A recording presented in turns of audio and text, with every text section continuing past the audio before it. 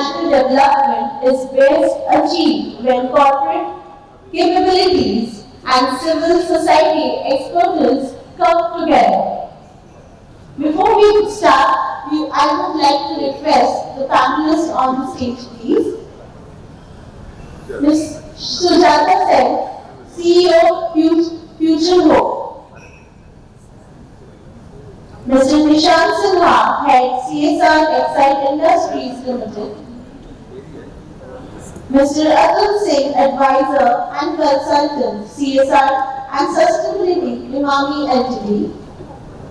Mr. Satyajit Gupta, VP Associate General Counsel and Head of Indian Legal Global CSR Head, EXL Services.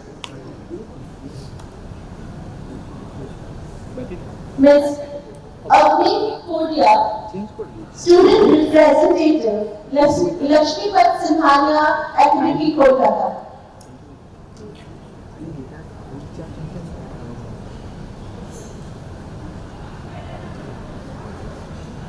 I would now request Amitabh sir to take it forward.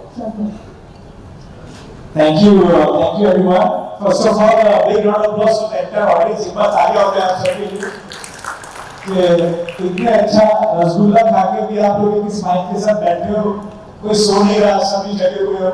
So huge round of applause to you guys. So I think we are going to try and make this panel a lot of fun and also with a lot of meaning behind it. My name is Amitabh Shah. I run an NGO called Yuva Unstoppable, which is one of the 8th largest NGO in the country in terms of implementation across education, health, and environment. Some of the colleagues here are friends as well. So, what we thought that we'll refrain from asking the normal questions that we usually do in these panels, especially because this one is right after lunch. So, these questions might be focused more on values. These questions might be focused more around families. These questions might be more focused around leadership skills. So especially the young people in the audience, which is everybody here, you are going to really enjoy this one. So so let's kick it off. And request my panelists कि please ऐसा मत करना कि आप 15 minute तक बोलते हो और 7 मिनट बोल रहे हो, कभी कम बैठ करेगा. Audience, I don't guess what I'm doing. I request you know maybe have quicker answers. So Nishant, my question to you is, you've been part of the CSR space for many years, Mahanagar, Excite, and not just that, but you've been part of BCCI for a long time as well. And so you're going over and beyond your account of duty to Seva, to make sure that expert children, beneficiaries, farmers, women are supported through the work you're doing. At the same time, Soft my partner, his brother was a part of the jury, Ritesh, who's an ESG head at HDS Bank. So we're just curious what kind of food did your mother eat during pregnancy that such incredibly kind-hearted children who want to serve the nation are here. What kind of values did you have growing up? Was philanthropy a part of what you saw growing up? Or how did you, and what discussions you had with your brother and family now around you? I know Amitabh Bhai, and Kumble is one of your victors. I don't know whether you learned throwing rupees from me. Anyways, Amitabh Bhai, we as a family, we are from Jharkhand, from Ranchi. And you know, it's a tribal state, dominated by tribal, one of the most backward regions of India, of the nation. We have seen poverty. We have seen poverty very closely. And we have also seen families, not just my family, but our neighborhood, supporting us once nearby. And I know when we grew up, there was a voluntary organization, civil society organization nearby, just like Sujata Ji's organization. And my brother and me, when we were just around 12, 13 years, we started volunteering. So it was a divine intervention or designed by divine that we had an orientation towards social service right at that formative age. And obviously the entire ecosystem around us was in that shaped accordingly. So my mother was a school teacher, my father worked with forest department of the government of China.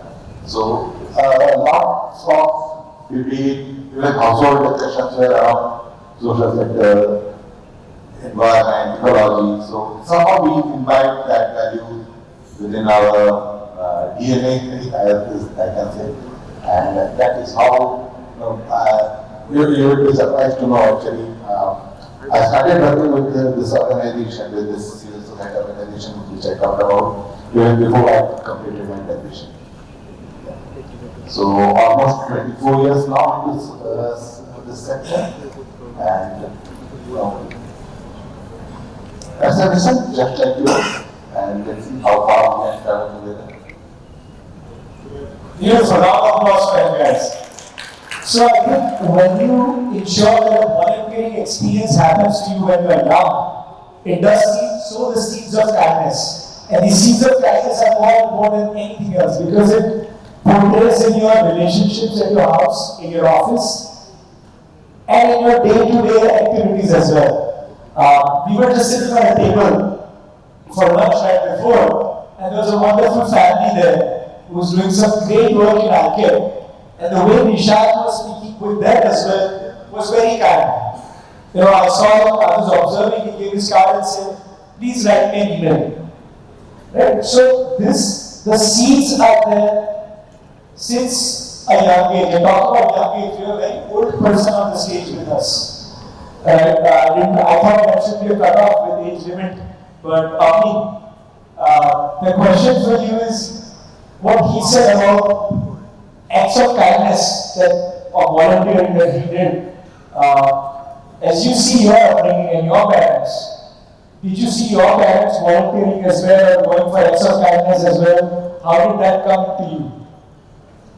Thank you for the question. First of all, I would like to say that my parents are very kind because they are dealing with me and I'm not a very shy kid at home, I'm a very troublesome person. So, they are kind to me, so I can say that they are the kindest person I know on this planet right now.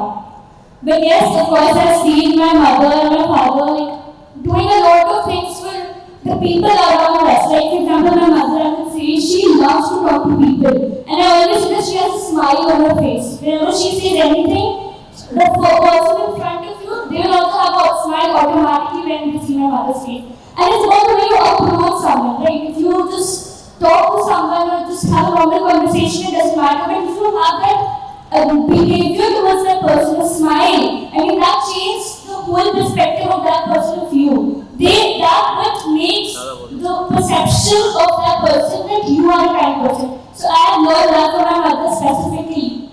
And for my father, I've seen that he usually has a poker face, and while having conversations, he's like, yes, that's great. But one thing that I've noticed in him is that if I'm having a conversation with him, he will always acknowledge what I say. For example, if I'm having a debate, a legal debate, for example, with him, it will be, always feel like he's understanding me. And for me, rather than, showing you doing different actions to show kindness, it's small things. Like having a smile on your face, or you're just making the person who you're talking to feel like, yes, they matter, right? So for me, these small acts of kindness is what truly matters, and that I've totally learned from my parents. So all credit goes to them 100%. That's what I like. That's a huge round of applause for that. And the reality of the mentor is she spoke about something as well as smile, which all of us in the NGO sector, the CSR sector sometimes forget. We all actually came here because we wanted to smile. Right? We wanted to be happy. We did not come here for any other reason. Otherwise, we could have been in another profession. So, and I agree that not only your mom has the best smile, but she also has the best mother puri, which I had this morning at the house for breakfast. So, and the poker face also, absolutely, I think you learned two amazing things from them. Sujata ji from Future Home. So, Sujata ji was sharing with us the little children who come to a school, they boss around and say, "Aapko khana hi padega, hamare tiffin mein se hi khana padega." You know, so my question to you is, what have you learned from these children? And any specific examples you can share with us now? There is so much to learn from children, all the time, all the time. So, not only do they tell me what to eat and when to eat, they also boss around. What have you worn? You're not looking good. You know, why have you done your hair? This is not right.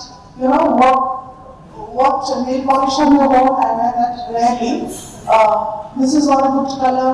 So they are actually bossing me around all the time. But I know that bossing is because of love. The great amount of love that they are capable of giving. I've always felt and experienced that you give just a small iota of love to a child and you get 1,000 times more back from them. And that is what it is. And what they are capable of is not only kindness, great kindness, but also great generosity and great support. So, if there is an incident in the classroom, like, let me give you one example. There was something broken in one of our classrooms. And this class is like this. Nobody can break it.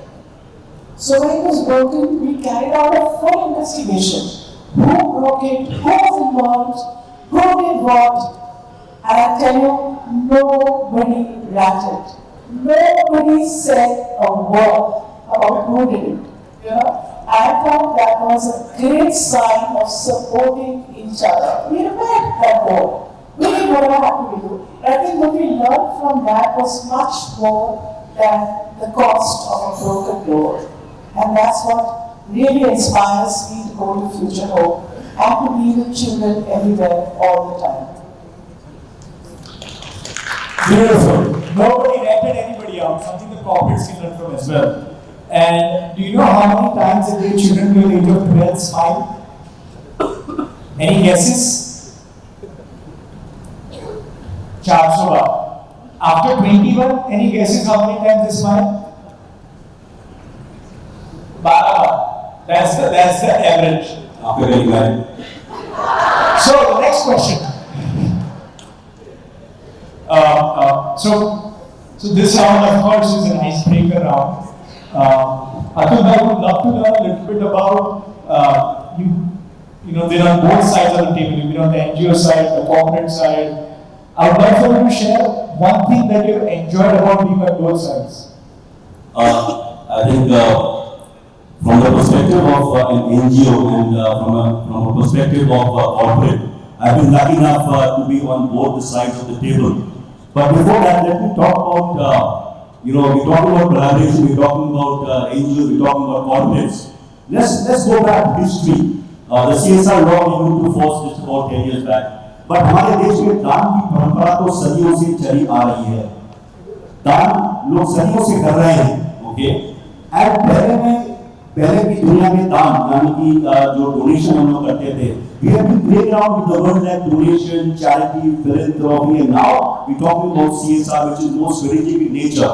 So there was a picture talking about collaboration as far as the NGOs and the corporate is concerned. Talking about NGOs 10 years, 15 years, 20 years, 30 years, 40 years down the road. Sorry to be using this, but the NGO had a picture of a Dhola Chowk person with a dingy room with one bulb. So that was the image of an NGO we had when I was young, a couple of years back. And now, look at the face of an NGO.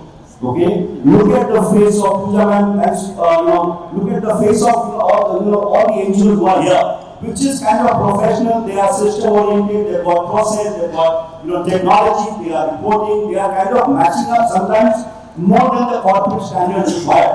So what I'm trying to say, the transition from the past to the present to the future has been very interesting. Talking about my experience from both sides, I've been working for Purman Swasthya, I was heading the healthcare operation. That was being an NGO, and I was working with PSUs where we felt like a vendor asking for funds, okay? we felt like, a person who are dependent on them. They are the big brothers, we are the younger brothers. That's because the whole system sometimes in the PSU is very audit driven.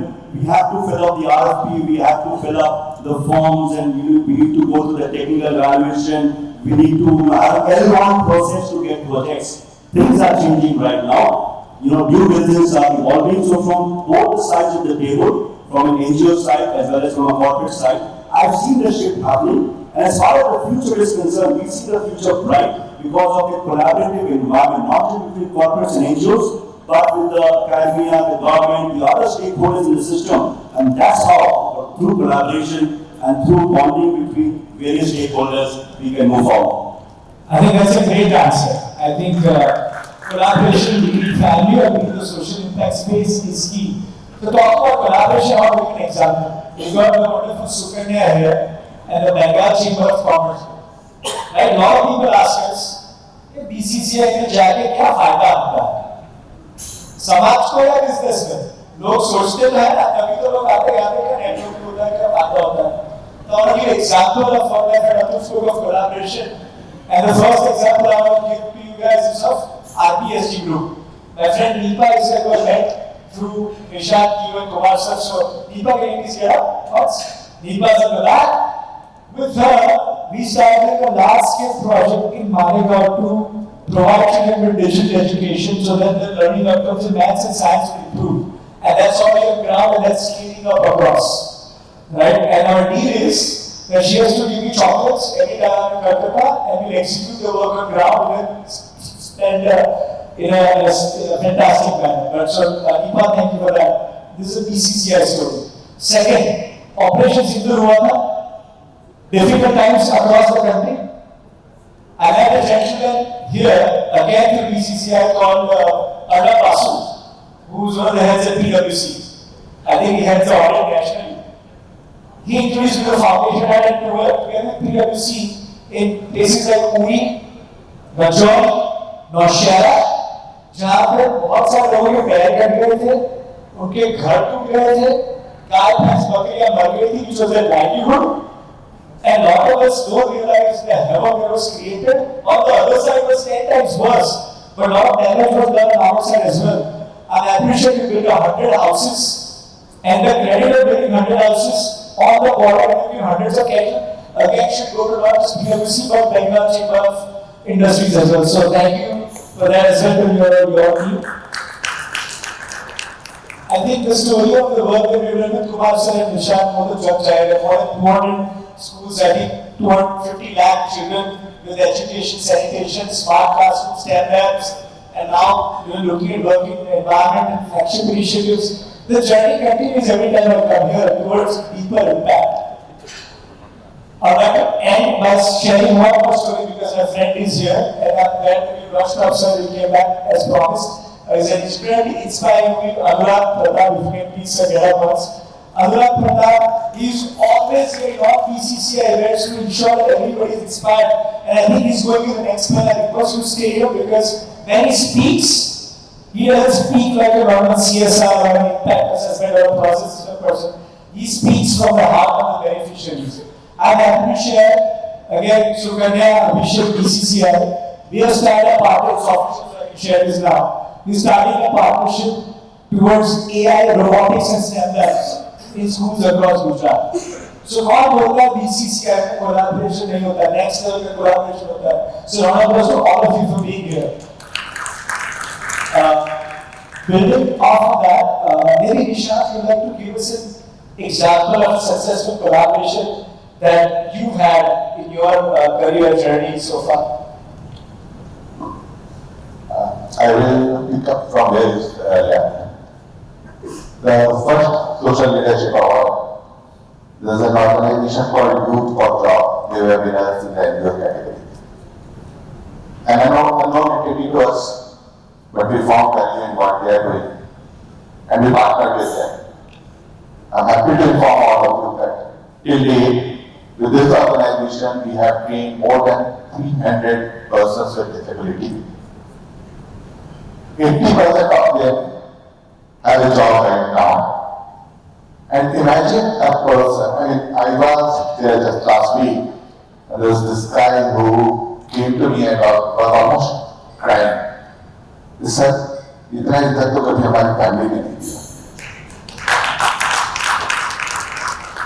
Used to abuse by fathers, by parents, by students, by peers, by friends. कोई लंगड़ू बोलता है, कोई अंधा बोलता है. You have a real students. But from there, being rejected from the family, by the parents, by those who matter, to being the breadwinner of the family, earning 3x the amount that parents were doing. I mean, it's fantastic. And again, some part of credit does goes to this McDonald's Chamber of Commerce. So yeah, I mean, when you have the intent, right intent, things will fall in place, as they always say. And end up with one child. जो मंजिलों की ओर चलते हैं वो कभी शिकवा नहीं करते. जो साथ साथ चलते हैं वो कभी गिला नहीं करते. जो शिकवा गिला करते हैं वो कभी मंजिलों तक पहुंचा नहीं करते. तो भाई शिकवा गिला नहीं करना. Beautiful, thank you. And can you just visualize the dignity that they gave to this young man, whose family is now respecting him because of what he's bringing to the table? I think a lot of work we are doing is also about dignity, and doing it with dignity and doing it with humility, and doing it as partners and doing it as co-creators. I would like to go back to our team because not many of you know, but she just had an exam today. She just come here straight after giving her exam, and tomorrow she has one more exam. So I told her this will be the lightest part of her next 2 days. How many of you here are doing some kind of work in education or have done it in education? Also on the stage? Okay, so quite a lot of you. How many of you have been educated? Everybody here is educated, right? So the question for me is that when you see exam papers and when you see yourself doing good in some of these exams, who are the teachers that stood out for you? Because, and what does, according to you, take to be a great teacher? If you can give us an example of one such teacher. The reason why this is very important to get an example of the values of a good teacher is because all of us in one way or the other who is working in education, we can learn a lot more going beyond just infrastructure, to going to write down trainings to ensure that things are more sustainable. The teacher is good, everything else will fall into place. So a good teacher for me is not someone who knows the subject well or who knows how to teach the textbook lessons well. For me, it's someone who teaches you the values. Maybe when you're facing failure, how to overcome that and how to realize the fact that it's okay, it's not the end of the world. I mean, it's a value system for me which actually makes a teacher a good teacher for me. I'll give you an example. I'm the head of my school, so during one of the events which I was conducting, I made a mistake. There was a little mess up in an event. So my teacher who was in charge of that event, she took me to a corner in a room and then she scolded me really bad. Like, why did you do it? It's not how it's done, you should learn all. But then when we came back to the main room and the chief guests were there, they were talking to me and she took my side. She was like, it's okay. She was, doing a lot of things at that time and she didn't take to her mind. So a teacher for me is that person who knows when to actually tell you that it's wrong, we need to step up, we need to do something better, but at the same time be there for you in front of the world and do not feel embarrassed that, okay, I've done this. But it makes you realize that yes, I've done it and I have to do something to solve it. So that realization is the most important thing for me. And I will always remember that one teacher because she made that whole situation for me, I understood the problem and I understood how to solve it. So a good teacher is someone who you will remember maybe in the next 15 years, you are just going through your school album and then you remember that one teacher who used to, be there for you and for everything possible and actually teach you and teach you life lessons. Because it's not always maths equations or English stories in the future. It's about how you live, right? How you survive in this cruel world. So those lessons, those life skills, those value systems is what makes a teacher a good teacher for me. And I've been there, so that's what I want to say. Fabulous, fabulous. Huge round of applause. I think seeing the problem and trying to solve it is such an important skill. And I think you have that. You're surprised that you're the head here. One more question I'd like to go along from what she said about problem and solving. Abdullah, what's a problem that you are seeing right that you're most passionate about these days that you're trying to solve? You told us a little bit about your initiative in a remote place called Mizoram, which you're trying to bring a solution to there. But we'd love to know if you'd like give us an example of something. Being in the NGO space and being in the corporate space has actually given me perspectives. Now, one of the biggest problems that we are seeing right now is from a corporate perspective. I'm talking about corporates is, the corporates are very compliance oriented. For them, sometimes CSR, ESG is a compliance item only. Okay, it's like in a hospital, the operation has been successful, but the patient died. So from that perspective, while the compliance is taken care of, there's hardly any impact happening at the ground level. So when I talk about the biggest challenge and the pain point for me is the fact that outcome and the impact at the ground level sometimes is just not happening in spite of the compliance taken care of. Now here are the corporates who are designing the project themselves and using NGOs only as an implementing partner. In fact, the government also talks about NGOs as implementing partner, that means they are only supposed to implement. I think NGOs can play a much bigger role in terms of co-designing, co-creating a project and act as partners. Here we're talking about strategic partnership. Here we're talking about collaboration at the highest level from an impact orientation perspective. And also, as far as the future is concerned, once there is a high level of collaboration happening between the corporates and the NGOs, there'll be better outcomes, better impact. And of course, I think we've spoken about the past and the present, the future, as far as collaboration is concerned, is NGOs and corporates and the entire system. We have been talking about shareholder value as corporates. I think now is the time to go from a shareholder value to a multi-stakeholder value where the entire ecosystem comes together, collaborates. There was a time when the saying was that the survival of the fittest is old. Now it's survival of all. And that is only possible through collaboration. Problems at scale can only happen through collaboration.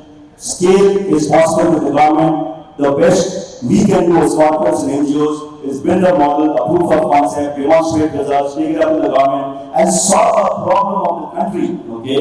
And that's the biggest role of these forums, where such forums can actually maybe focus more in the future on showcasing good designs, scale up, take it to the policymakers, and let's make a difference to the society, and let's make the world for the generation coming ahead, okay, a better world. We have already kind of damaged the world by having a lot of environmental issues. Let's even start now and make sure that, for example, I have lived my life for 50, 60 years, and I've got, let's say, 20 years to live. And now you have been in your 20s, now you've got 50, 60 years to live. So I think it's our job to kind of leave the world in better hands and make sure together, collaboratively, we can make a difference and do a good job and solve problem at scale. Incredible, absolutely incredible. And there's about $6-7 billion in CSR across the country, but there's $300 billion that the government has for social impact projects. So collaborating with the government is extremely important. One thing that from Abdul's point record, so day before yesterday I had a meeting with India's Women and Child Minister. And there's 14 lakh Anganwadis across the country. 9 crore children. 3 crore of those kids are stunted, wasted, malnutrition. And 56% of the mothers who are pregnant have anemia. So this portion is a huge problem. No matter what we do in the future, unless we all become portion warriors, it will not change. So I'm happy to share that she said, can you also and your friends become a bridge? We would like to create a large Jal Andolan, where everybody comes and says, I love Anganwadis. And the Anganwadis, we don't need the money. We have 1 lakh crore plus ka budget. We just want someone to do monitoring and training. So maybe a corporate can put 1% over 10 of the Anganwadis to see if the ration pahunch raha hai, proper training, solely Anganwadi worker scheme. And we have data in place. So technology can know exactly how many kids are in the Anganwadi next to Taj City Centre. कितने boys कितने girls उसका wait क्या है and हर महीने anganwadi workers data entry करते हैं wait कितना बढ़ा. So not only now are we creating these proof of concepts and then again chasing the government, but I am trying to bring in dignity and leadership at the NGO level where we don't chase anybody. We co-create with the corporate and the government together, sit on the table, create a common minimum agenda, and then perhaps the NGO can help implement because that's their expertise, but together we co-create the entire project. And I'm happy to share that we are planning to get Bill Gates to come and cook with us. And we'll probably have 100, 200 Anganwadi workers, children, these major CEOs in the room, so that in one shot we can try and get 100,000 Anganwadis adopted. We as NGO professionals also need to think of creating impact at scale. Why not think, I would also kind of wish to go to Sujata ji. And Sujata ji, you have an incredibly successful NGO. One thing I would love to know is what are the few things you keep doing to upgrade your team's quality? What kind of leadership and training initiatives, or what kind of things you do to ensure that they are also growing? Because you might not be able to grow them monetarily at the level that you might in corporates, but how do you get these incredibly passionate people to be a part of future work? Thank you, Amitabh. So the most important thing for me is to build the team and to empower the team. So we've got a fantastic team, really, and a very passionate team, and who make mistakes, but admit we are making mistakes, and then they go forward. It's really good to come to work every morning because of the team. There's a lot of leg pulling, lot of choking, lot of sharing of that water cooler space. We don't have a water cooler, space where they have chai and joke. So it's a very happy environment, and that's because everybody understands what we are doing. So this NASA story everybody knows. Someone who visited a visitor to NASA, and he met the cleaner, and he said, "What do you do?" And he said, "I send people to the moon." So it's like that. Everybody having pride in what you are doing in the organization. There are some processes which we follow. For instance, Tuesday is our internal meetings day. So on Tuesdays we have the senior management meeting, we have the finance meeting, we have the school meeting, we have the sports meeting, we have the skills meeting, and generally we don't actually give any timings or appointments for Tuesdays because that's the meeting that we are talking together, grouping together, coordinating together, understanding what the other vertical is doing and how we can support each other.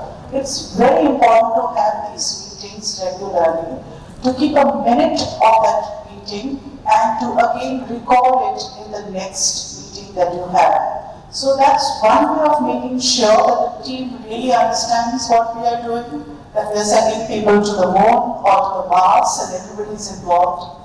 And also, there is an amount of kindness that everybody has to show to a staff member. Everybody comes to work with a set of problems, at home or in their lives, with illnesses in the family or their own personal illnesses which they cannot talk about. And they spend hours in the workplace. It's important for us to make that workplace enjoyable, to make them feel as if they want to come there and be relaxed. And also sometimes to understand their problems. Just sit down with somebody for a few minutes and chat and find out more about what they are doing. And that empathy really creates a space where you can achieve anything you want to achieve with your organization. Beautiful. what incredible culture you're going to teach that. Amazing. So what I want to do is we've got 12 minutes left now. So I want to first of all request all of you please close your eyes and think of a question you want to ask. So, and please only open your eyes once you've thought of a question. I'm going to give you 1 minute. I'm going to give you a minute. There's a lot of hands already up, but I'll give you a minute.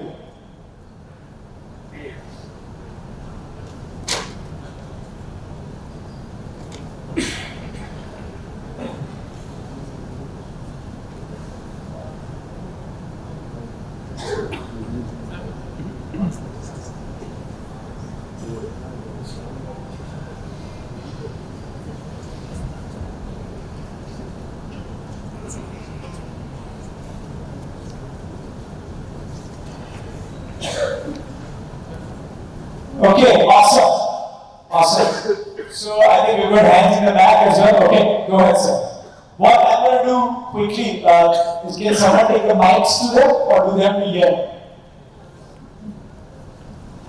And everybody, ladies and gentlemen, as we go to the questions, I actually have to catch a flight, so I'm moving on. But I'm going to hand over this panel to the head girl. Can you round of applause for Avni, please? Avni is going to coordinate the rest of the 10 minutes that we have. She has a question herself to ask these three guys, and she's. So your question also, please carry on. Thank you so much. I have two questions. Number one, my name is Devanjan. I am currently working with Times of India, Times Group, and I also run my small NGO. So one thing is, can the established NGOs and organizations handhold people like us and many other NGOs who wants to grow? Because sometimes I find that many people want to do something, but handholding from senior people in the industry and NGOs will help. So can there be any program constituted under BCCI and in general for handholding young NGOs or young people who want to do something? Number one. And number two is on a larger perspective, most of the funds in NGO in CSR goes to those states which are already developed. Maharashtra, Gujarat, Tamil Nadu, and everything. And East and Northeast is very less. As in the morning, Bhaskar said less than 1% goes to Bihar, and 2.1 less than 2.1% goes to Northeast.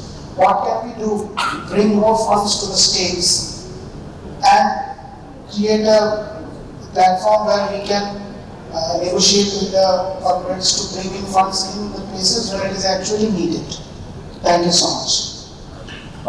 Answering your first question as far as capacity building of NGOs is concerned, I think corporates actually are in the process of doing it. Organizations like BCCI can definitely take it up as an initiative. Like I said, the face of the NGO is changing. It has changed and it will change further in the future. Corporates are looking at NGOs not just as implementing partners, they are looking at NGOs as co-creators of projects, designing projects together. A lot of collaboration happening. There are three kinds of models right now. One is, like I said, the corporate makes the project, they give it to the NGOs for implementation. Second model is the NGO makes the project, give it to the corporate for funding. I think co-creation is the name of the game, and of course this is where organizations like BCCI can come up and have a specific program. Answering your second question about more funding to the so-called underdeveloped states, Bhaskar sir, you are here. There is a provision in the BRSR reporting about what kind of projects you've done in the aspirational districts. That already, is a part of a BRSR report. That means organization will have to now start working in the aspirational district. That's number one. Number two, for each of the corporates to do more work in the northeast of Bihar, like you said, sir, I think there has to be some policy level intervention, like some incentives to be given. Also because the law talks about you can do things surrounding your factory location, which is very, very convenient for the corporates to do something in their local area, which is helping them build up the relationship with the collector, the commissioner, the MLA, the Gram Panchayat. Maybe some incentives, some regulation can be given to you in geographies where you are not present, so that there is no direct or indirect business interest in the activity. Then of course, you can do those activities is in the northeastern states of Bihar or any of the underdeveloped states. So this is something that, sir, maybe we can discuss further on this topic. To add to what Atul said, this award event has been organized by Bengal Chambers. But apart from this award event, Bengal Chamber organizes regular talk shows. So if you are not a part of the Bengal Chamber Foundation.org, please enroll your organization into that portal. We have some of the British thought leaders of the CSR sector who have participated. Bhaskar is there, Arora is there. We had Ashwini Saxena and a lot more corporate leaders who have given talks on themes and topics related to CSR and NGO capacity building. Number one.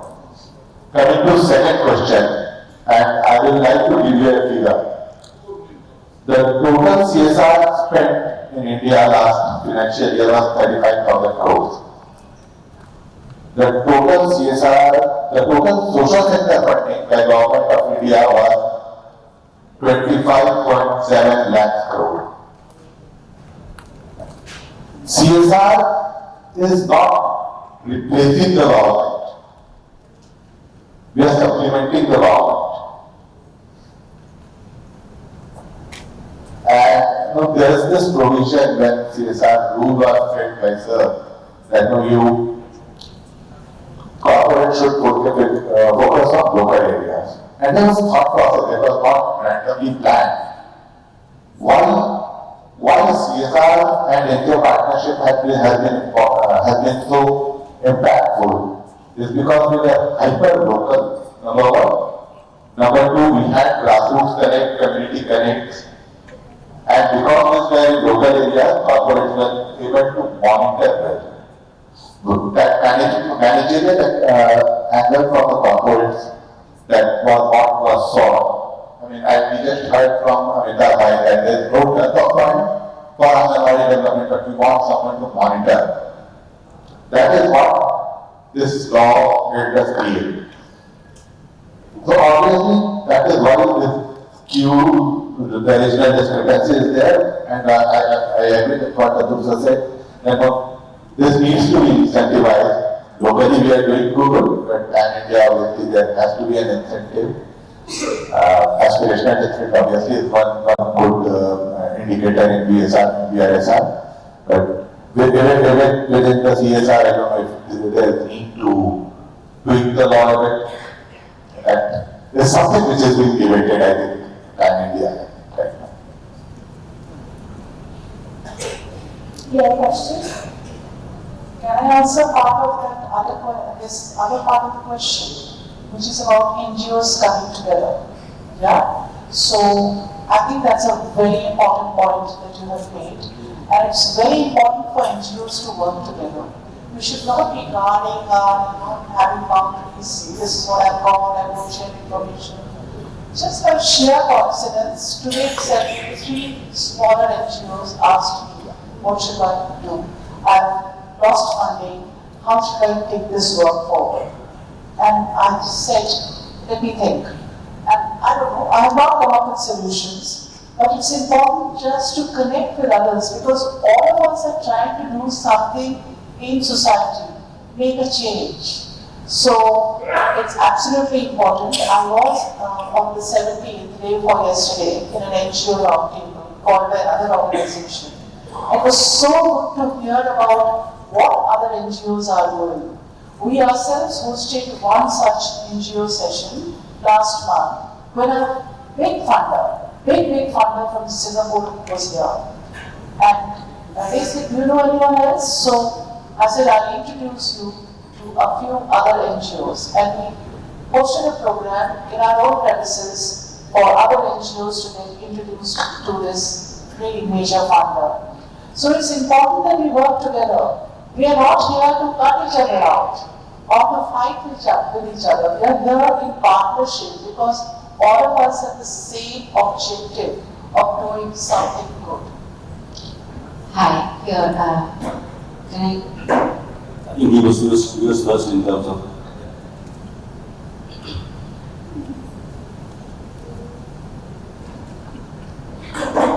Hi, I'm Ayush Sen, and I'm a student from St. David's Collegiate School who happens to be passionate about today's agenda, not a big hotshot.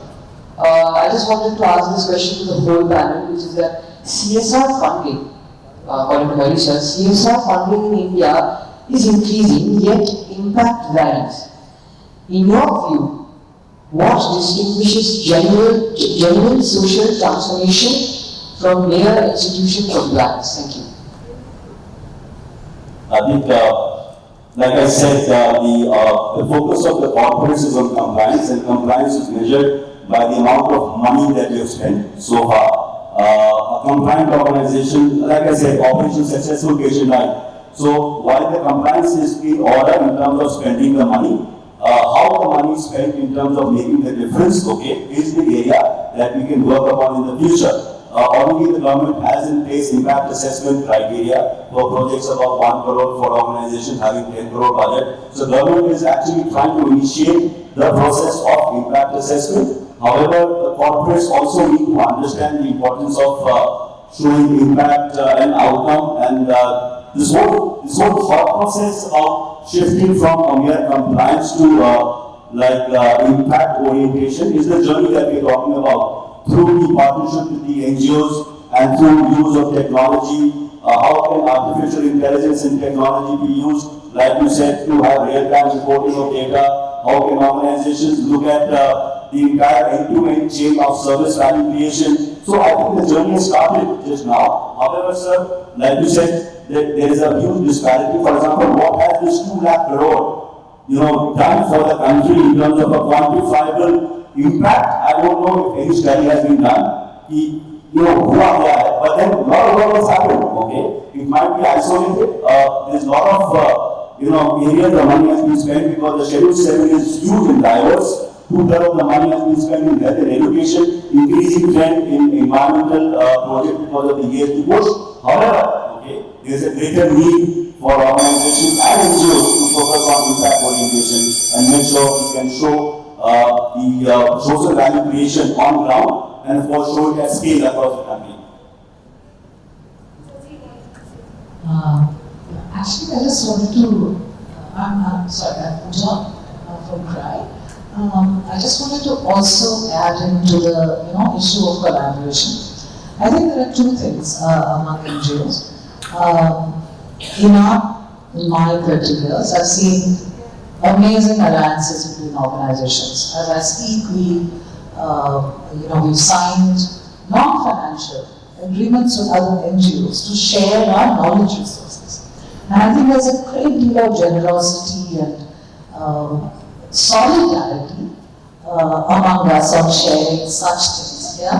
Many of us have put in investments into creating those kind of resources for other NGOs.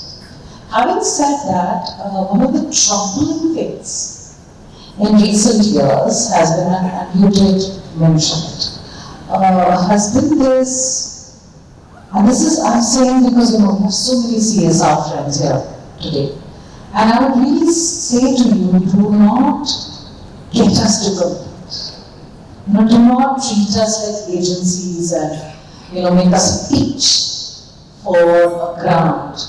I have actually attended stuff by very organizations that should know better. So you don't think that the novelty of turning it into a dating, pitching session, 2 minute बोलिए जो सबसे अच्छा बोलेगा उसको पैसे देंगे. See, this is not the space to do that, right? The social sector is a place where we all came because we want to make a difference, and we all know that we can't do this alone. In fact, we were talking about a wonderful partnership with Exile, where Exile is the kind of partner who says, actually, you know what, why don't you focus on what you're good at, and I'll bring in another NGO partner who focuses on what they're good at. Because in that village, you need different things. You need holistic development.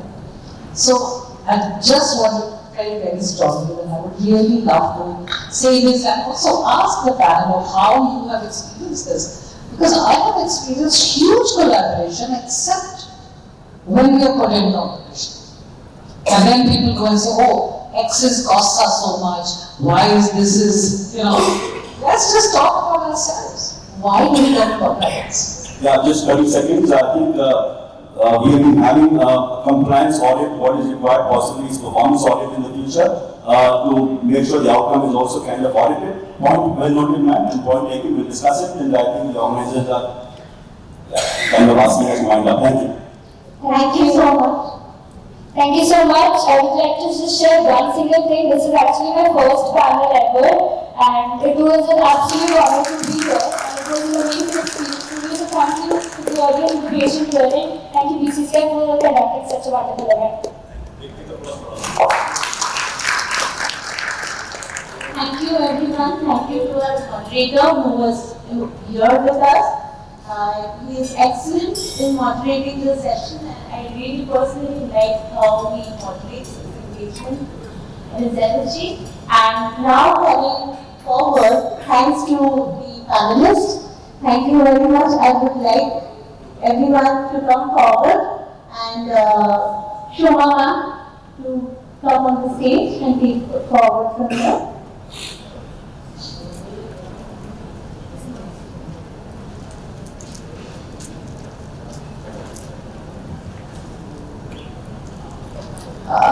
Thank you, and I'm really mesmerized listening to you, salute to you, learn a lot from you, especially the way you look towards the problem, really learned a lot.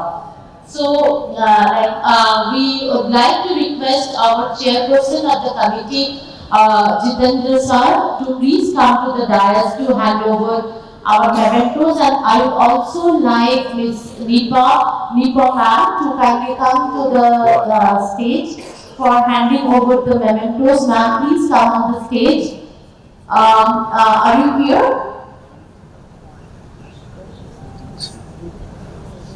And Mr. Obijit Chatterjee, please come to the stage to hand over the mementos. And obviously we will start with Avni, our youngest speaker. Please, Avni, come forward.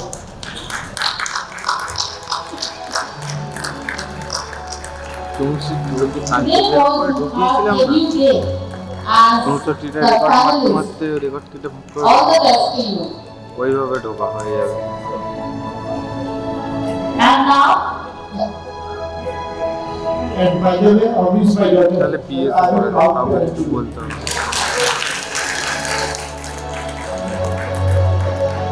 all the related private transactions, it's a conflict of interest, but I took the liberty of this position and I asked Avni to be a part of this committee.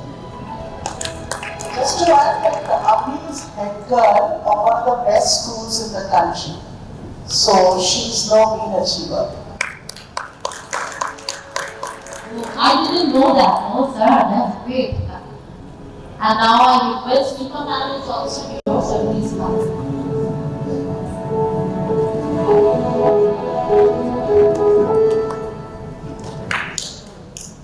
And I would also like to, say thanks to Ayush. So many, youngsters are here today and they are asking such serious questions. Thank you, Ayush. Thank you. Mr. Ayush Sen.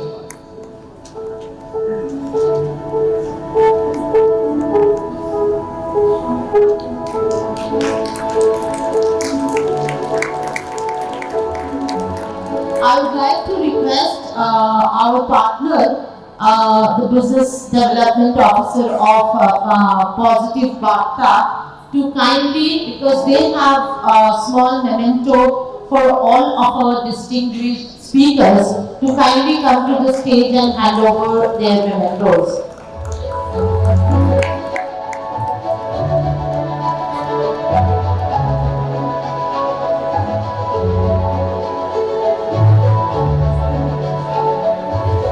And now I will request all our distinguished speakers, please go here. Just hand over.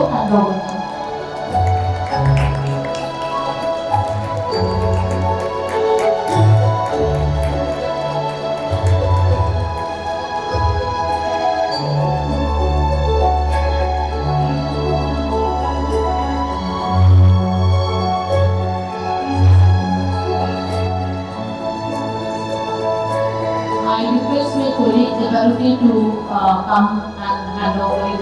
I'm handing over to her.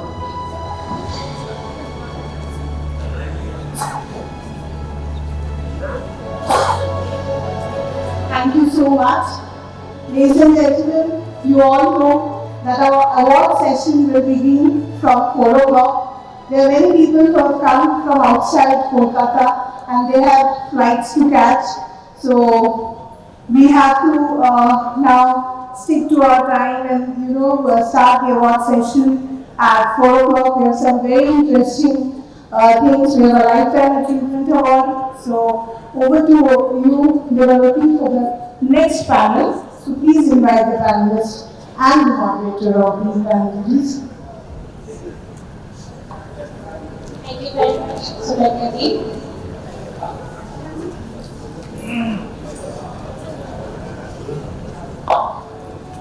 Our last session is on Impact Redefined, CSR in the age of artificial intelligence.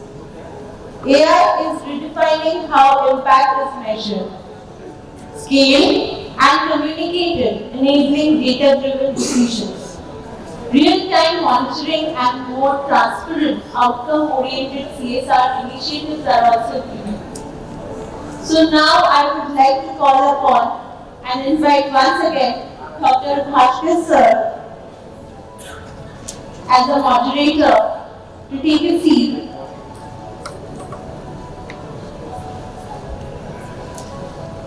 Panelist for session 4 is Mr. Kumar Anurag Pratap, VP Head CSR Sustainability Capgemini Technology Services India Limited.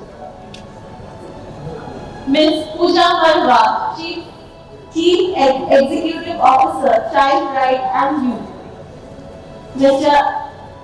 Anandita Das, VP Marketing, Infinity Infotech Park Limited. Ms. Ayushi Thakur, Student Representative, BDM International Kolkata.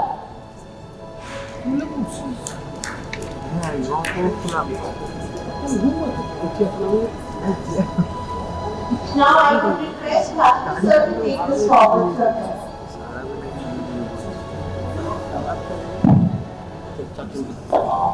First of all, very warm welcome to all my fellow panelists. Very happy to be here with all of you. I'm truly blessed to have such a extraordinary panel. Is this working? Yeah. So, very exciting topic. The age of artificial intelligence and how can it be of use to CSR. Important for us to understand that. This morning we had some discussion on CSR and the artificial intelligence, what can we do with it, how much the landscape of artificial intelligence itself is changing so fast. So what can we derive as a benefit from this changing landscape is something that we will discuss and deliberate upon. We will close sharp at 4 o'clock, irrespective of who is speaking. This process of doing a panel is called guillotine. So exactly at 4 o'clock, we shall guillotine the discussions. Now, therefore, I would request all my panel members to keep a sharp eye on the backward counting monitor that we have in front of us. I cannot start with somebody better than my very, very dear friend and colleague, Kumar Anurag Pratap. First of all, Anurag, let me say that I'm extremely grateful to you for writing the first chapter of the book, which was released yesterday and which was edited by me in a tremendously beautiful inaugural function at the Kolkata Club. Anurag is one of the iconic figures in CSR. When you look at Capgemini, which he has been heading, and the kind of projects that he's been doing, this is an absolutely iconic space. So hats off to you and really congratulations. Tell us a little bit, at least as an introduction. In what way is AI changing our CSR landscape? What can we derive from it? Thank you. You're super kind words, sir. two, three things. One is that I've always said this particular thing that everyone today is talking about AI and how AI is going to influence and impact the work that we all are doing. But I'm not a huge proponent of bringing in AI and everything that we are doing here, because when COVID happened and everyone saying that hey, we need to do work from home, and my problem was that I can't do CSR from sitting at home. I need to have feet on my ground there, otherwise I will not be able to do. Same is with the moment you bring in artificial in anything which is so pure, you are killing it. You are killing it from the core itself there. Third is that CSR or social development work that we all are doing. I have Pooja sitting with me, she is senior for my institute. The AI can never replace empathy. And we all talked about empathy there. The moment empathy is taken out from the heart there, you won't be a CSR professional. You run anything, but you won't be able to run CSR. But there are a number of things that people are doing. Probably if you look at, if you remove artificial and bring augmented there, and then say that augmented intelligence how you can use it in the CSI space, that there are a number of work that we started doing. For example, simple thing, the topic being impact assessment. We started using AI to identify multiple entries that people are making in our skilling projects. So Anurag Pratap is Anurag Pratap, then Anurag P, then P Anurag, then A Pratap, then Pratap Anurag. So we use AI to identify the multiple entries that people are making in them. We also brought in AI to understand how a child is receiving the input from the teacher there. Because every child, the same input that the teacher is providing, it's received differently by a different individual there. AI is helping us to identify who is receiving it and who is not receiving it, and then based on that, then you start pushing content based on the kind level at which the student is. So I think there's a huge amount of work that we started doing also at the teacher's training level to bring in AI to ensure that you start educating teachers so that she or he becomes the vehicle of change that you are trying to bring in there. Fourth is, we have always said that don't remove people if you are bringing AI there, because the moment you start removing people and bringing AI there, you are killing the whole sector there. So you have to equip people to embrace AI there, so that intelligence with the human angle also bring in the huge amount of change that we are bringing in. So that's what Capgemini is trying to do. Capgemini is being I'll say a leader in the AI space as far as solutions or services are concerned to our client. But in CSI space, we are saying that AI will use it to influence the life of people in a more positive manner rather than just blindly follow it. The only danger which I was sharing with Pooja also, I'm sharing there also. AI, to all of you, AI में जब लाए वो लहसुन सब्जी में नहीं होता है, हर सब्जी में डालते हैं थोड़ा-थोड़ा. तो these days we have started using AI कि हर जगह में AI डाल दो. एक जमाना था जो sustainability डालते थे. तो sustainable travel to sustainable shoes to sustainable jacket to everything. Similarly, AI is also taking that particular shape. That's where I'm putting a disclaimer to all of you that please look at the community that you are working with. If you feel that is needed, bring in there. Otherwise, the problem is that I have experienced a few years back, common sense is becoming super uncommon these days. The artificial intelligence will remove whatever intelligence is left in us. Yeah, brilliant. Let me just bring back a very interesting episode that I experienced recently. Nobel Prize winner Satyarthi ji was speaking at a forum and we were discussing this. So he said, artificial intelligence की बुद्धि क्या है? और फिर हमने उसको कहा नकली बुद्धि. So then he said, जो भी चीज कृत्रिम है, which is not natural, and he talked about artificial opposed to natural intelligence. And this is the contrary view that many of us are realizing, that AI, as you rightly said, is not tomato sauce or ketchup. That with everything that you have, you dip it in AI and then you have it. So there is a contrarian view emerging that it is a tool. We use our natural intelligence to decide what part of AI we will adopt. At the end, the intelligence must remain in us. That is a tool. So let me come to another iconic name in CSR, Pooja Marwa, widely recognized and followed by people. Thank you, madam, for being with us here today. What would your view be? You work in the space, you work in practices, but you work in actually conducting programs on the ground, projects. Do you find that are corporates forcing you to do some form of AI? Are they saying to send us a proposal, what is the AI component? Are you doing that? Second, are you thinking that in the projects you submit, you like to bring in some element of AI? Thank you so much. I actually want to first start with Anurag, you've just given me a word. I am going to use augmented intelligence. Because to me, that's been the value as we are looking at AI. Which is, can we augment what we are doing using AI? So let me give you a simple example. First thing criteria with AI. We have huge issues with child protection. We want to protect the identities of the children we work with, and yet we want to communicate, right? So we started using AI-generated images. And it's given us a huge tool for child protection. So it's a beautiful usage.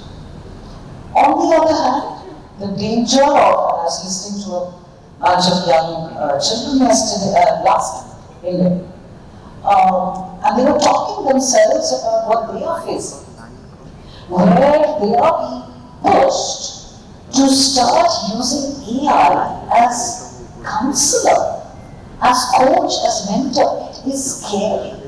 Because we all know that AI today is incomplete. We know some of the nonsense and gibberish that it, exudes. The other day, a friend of mine asked him for a world map. And let me tell you, Darbhanga was a country. And the country was in the middle of the Pacific Ocean. I'm not lying, I'm not exaggerating, right? So, the fact that our young people are feeling that AI and not the internet and is, because it's crunching up the information and giving it to you, right? Is becoming a source of knowledge, it's becoming a source of they're using it as therapists because, they don't know who else to go to. So there is this dark side as well. So for me, I think in our work, I'm very excited because I can, for example, use it, and so can all our friends in CSR, use it to identify which communities we should be working with. We can use predictability. In fact, we started trying to see if we can put it into our predictability patterns of saying, if so and so exists, does the child marriage actually go up in this place or go down, right? So actually using it as a generative engine to manage large amounts of data, because organizations like I are sitting with 3.5 lakh children, and therefore in any given month, imagine the number of data points. So I think that is really what I see AI and technology. But having said that, I really want to put the warning in the room. It cannot compromise the dignity and safety of our children. We really have to be careful about what you said. Really, Hindi doesn't translate it.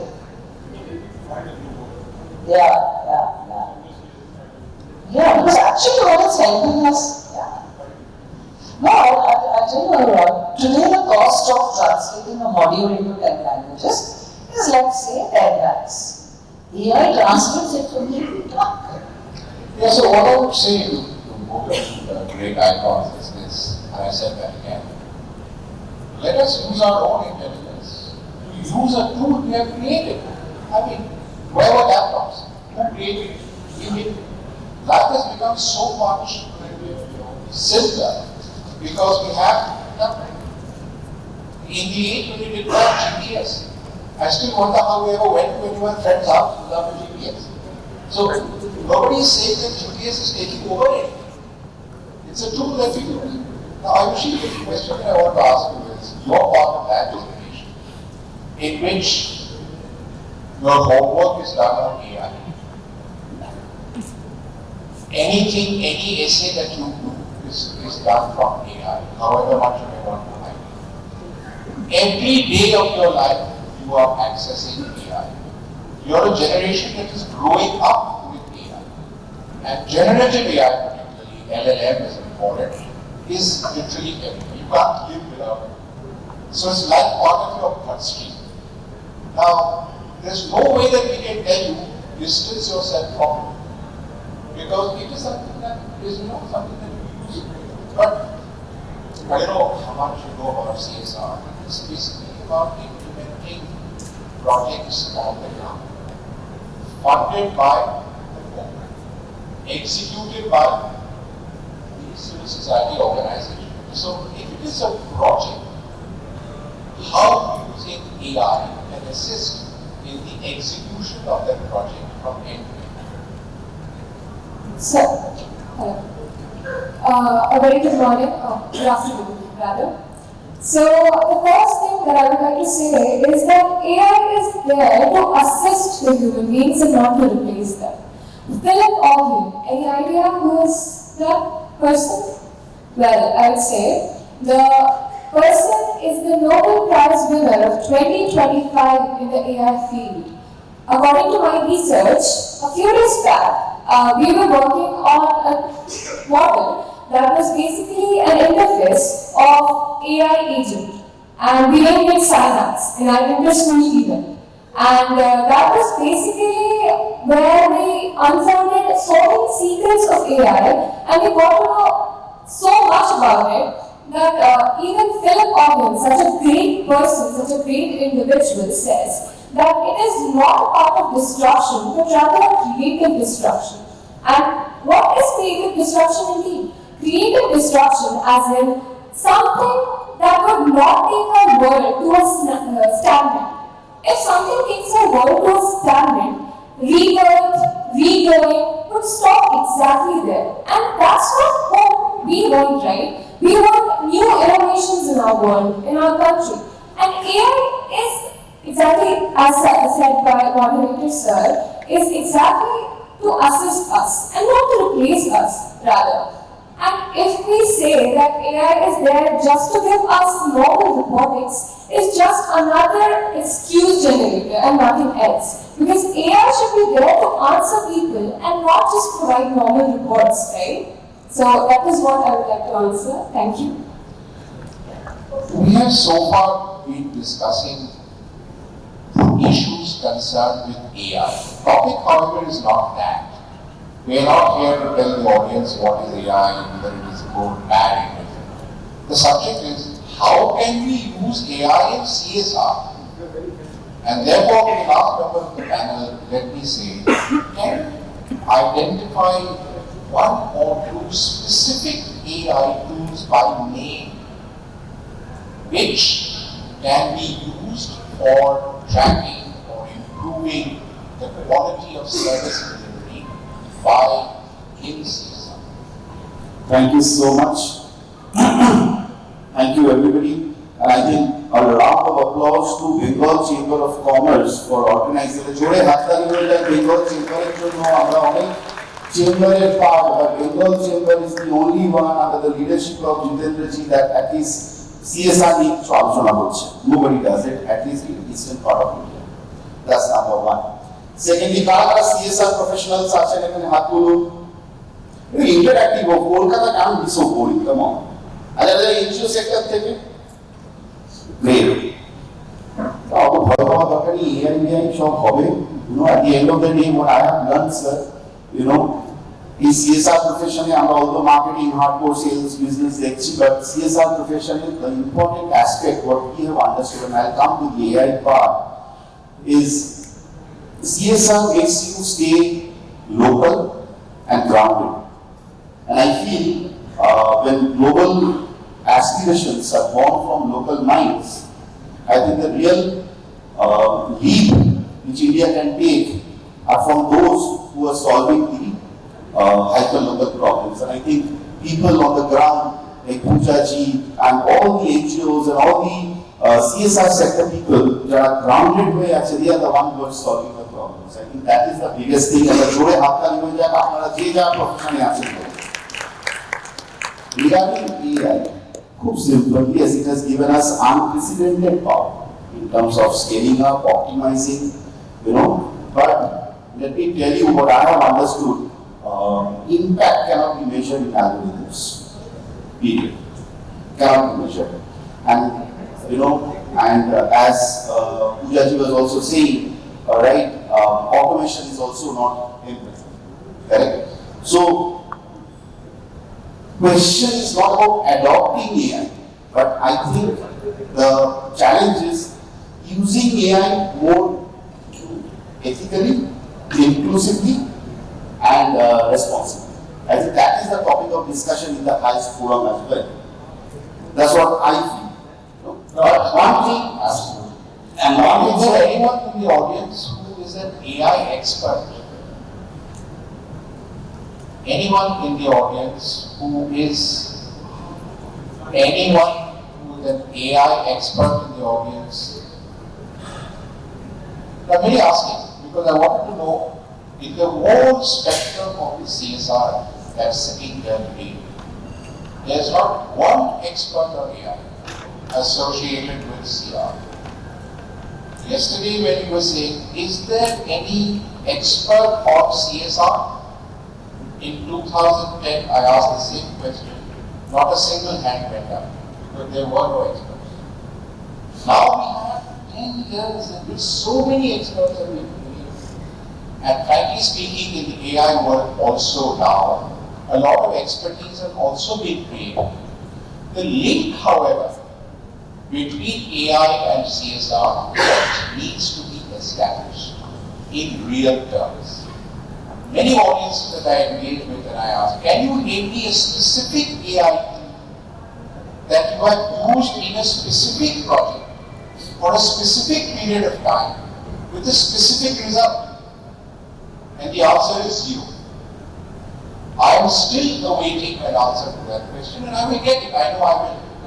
And it would be nice to have Anurag to tell us because wider application of AI component CSR is the need of the hour, not a debate on whether or not.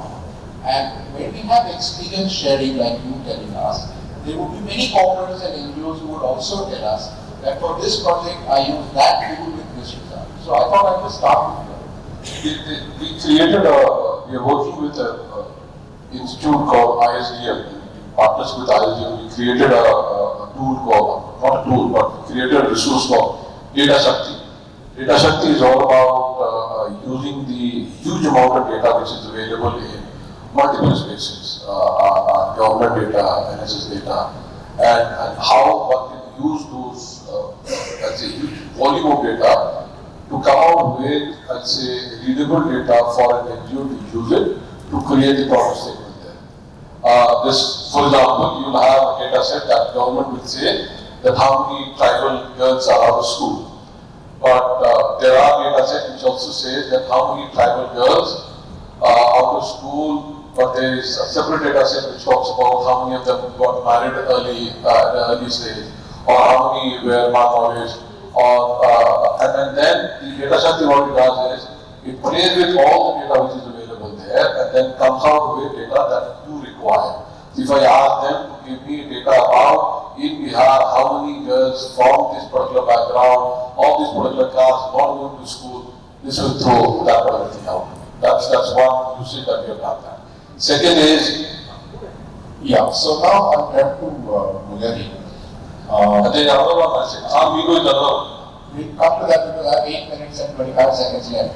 I want to ask you very quickly, again not necessarily mentioned this, but you are one of the leaders of the whole NGO engagement with corporates.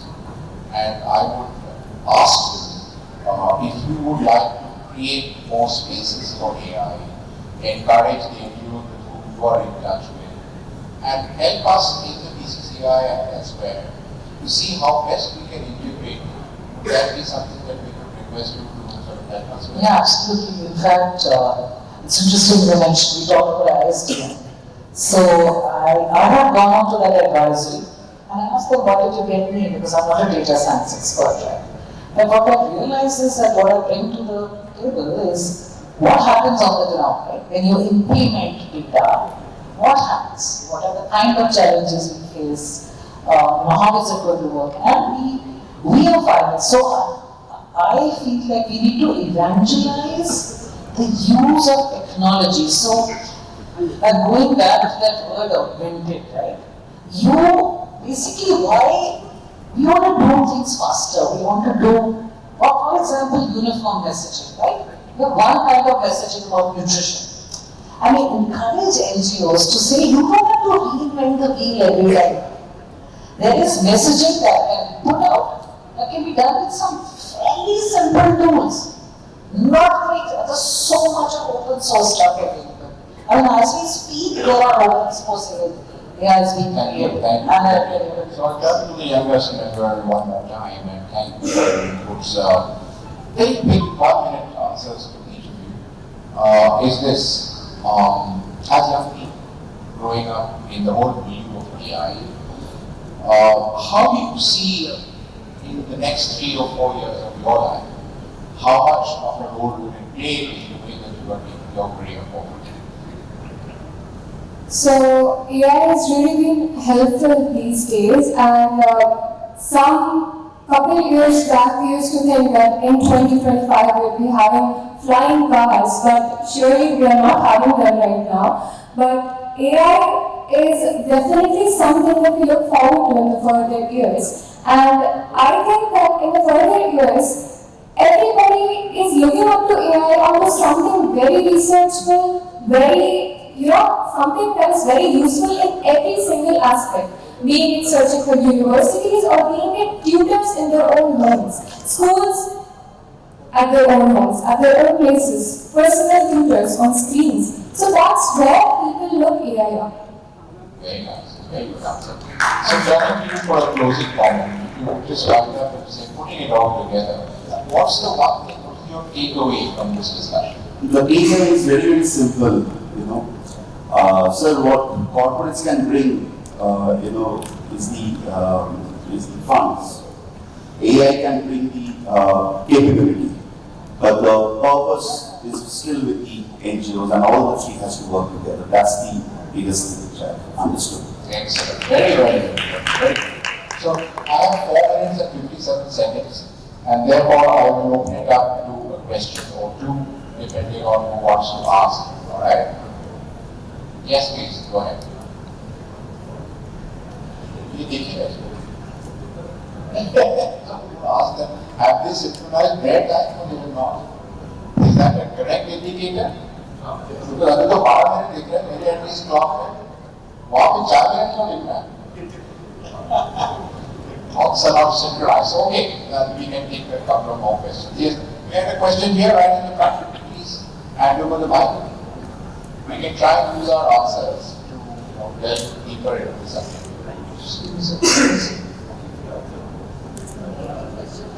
Yes, please. Well, as I said earlier, I'm Ayush, and after listening to such a long and very good, well-argumented agenda, I would like to ask you a question to the whole panel, which is that how can young children move from being passive beneficiaries of CSR to becoming active contributors to long-term social impact? So I would say, and maybe I think the best person on this panel to answer is Viksit, because she is with children all the time. So in the projects that you now implement for children, and in the kind of, what should I say, in the kind of skills that you impart to them, can we use the point that this little this boy has introduced here, that how can they be also trained to bring artificial intelligence more and more into play for the good of society? Ayush, thank you, because I had it on my right, speaking points, and it had been covered. But it is imperative that we cross these digital divides, right? And I see that. I see CSR putting a lot of, generally funders putting a lot of money into trying to include young people from underprivileged backgrounds into the digital world, and therefore eventually AI. But I also talked about the dangers that they are talking about, which is the temptation to, I'm being abused and I'm talking to an AI instead of a counselor, which is not going to help, which is not going to change, which may even damage. But having said that, the digital divide has to be really crossed. But the inherent skills that you're talking about, where I stated, start taking agency, and I can't see the impact. Start taking agency on what I do. So people like many other organizations I can name, are working now with adolescents, young chick groups to work on life skills that allow you to start having agency on decisions. So it's not just your parents telling you what to do and to become their clone, which is what we all want, but actually children to have some voice in what affects their lives. And we are seeing children just jumping and doing it, saying, So can I ask you, teacher, you want to ask a question? Please pass on the mic to the generation. Yes, you can, please. Yeah, so today actually in India, the social sector, the NGOs, these are more is occupied with the small-time NGOs, work on a very local level as well. The majority of work in small places, rural places.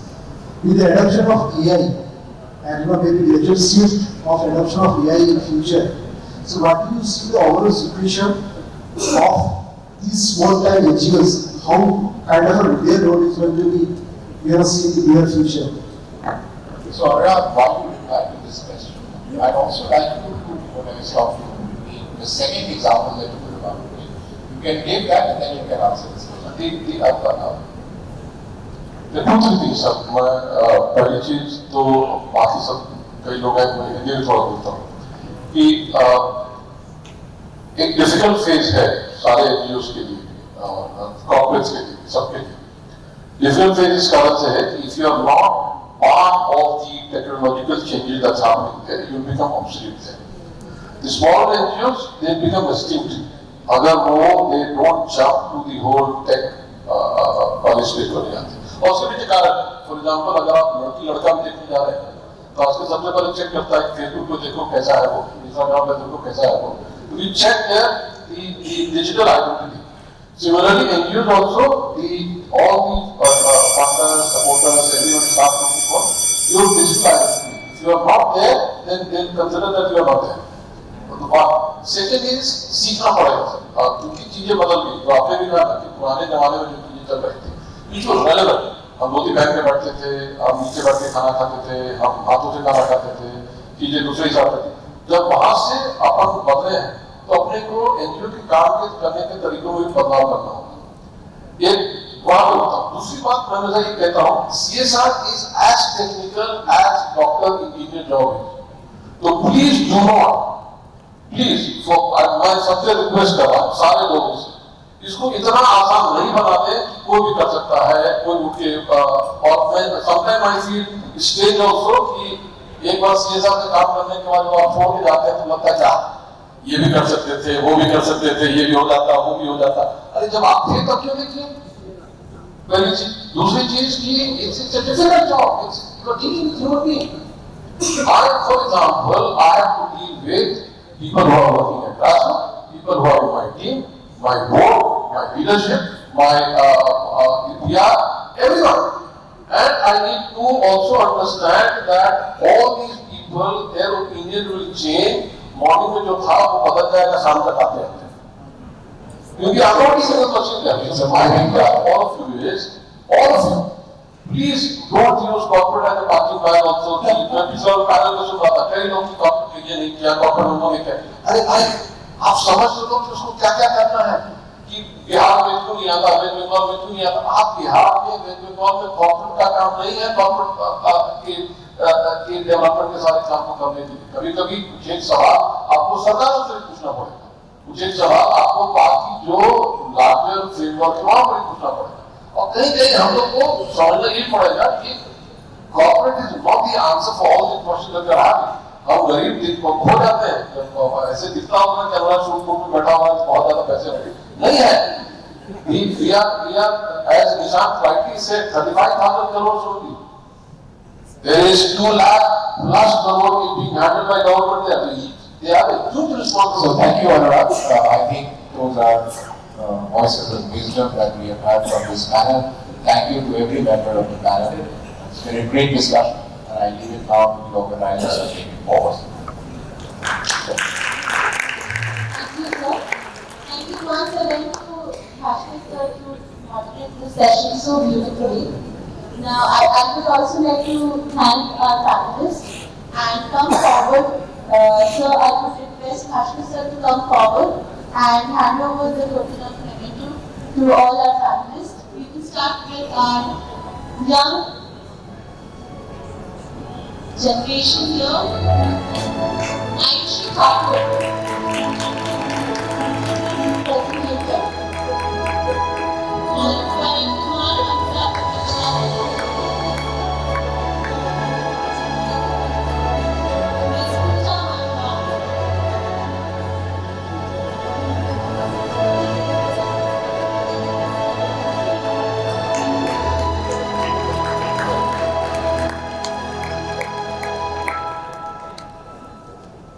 Mr. Kumar Anurag Pratap,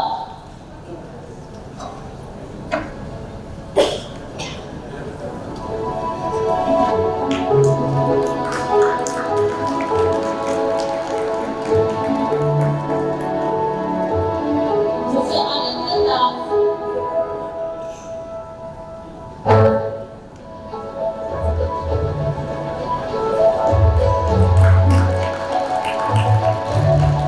I would request everyone to come forward for a photo opportunity.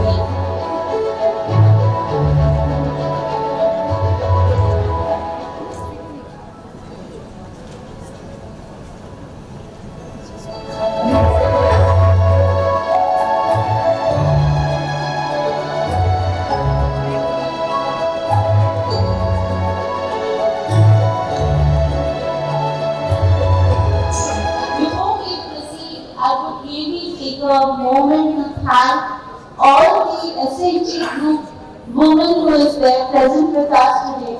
Outdoor they have on a corridor, they have their stall, and we will request everyone to pay a visit to them and see how they are working.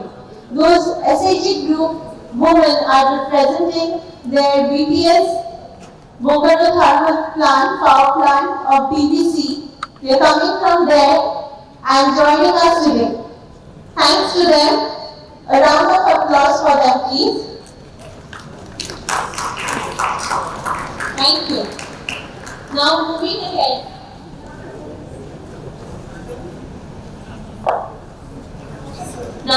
ahead. There is a presentation by our knowledge partner.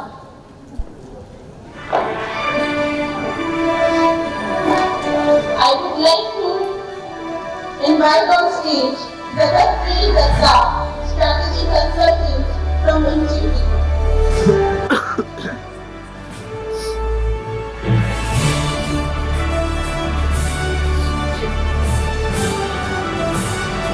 Over to you.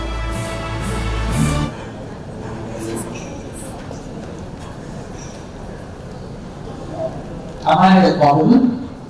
Yeah. Then the presentation we put up.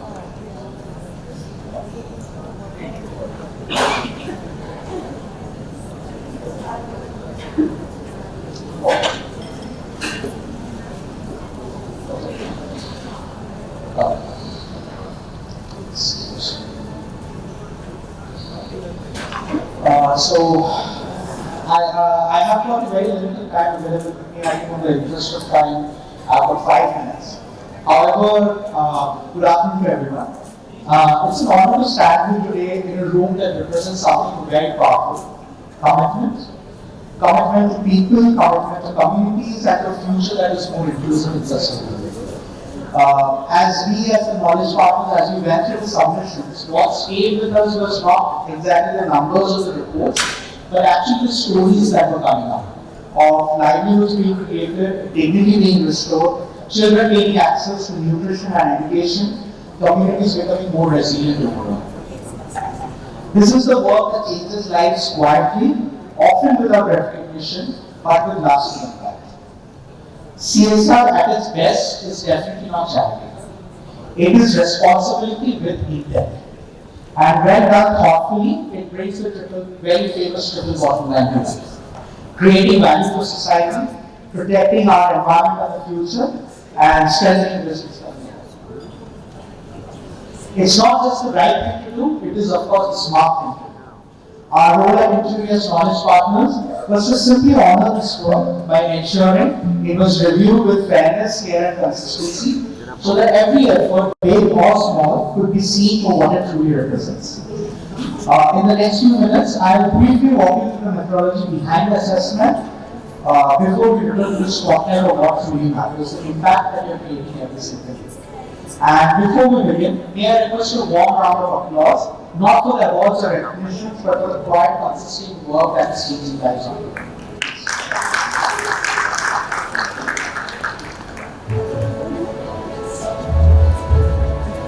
So, in our first, of course, I mean, many thanks to BCCI for giving us this opportunity. We are delighted to be the knowledge partner for this.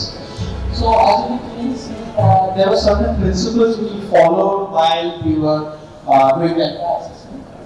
Fairness and consistency across all submissions. The evaluation was done only on the basis of what was provided, what was submitted, not on the basis of what it actually represents. And the objective is to focus on recognizing clearly articulated impact based on strictly submitted information. The role was to design and apply a clear, fair, and transparent methodology to assess all the CSR submissions. The intent was to ensure that diverse corporate submissions and NGO submissions initiatives could be evaluated on as common and credible basis as possible.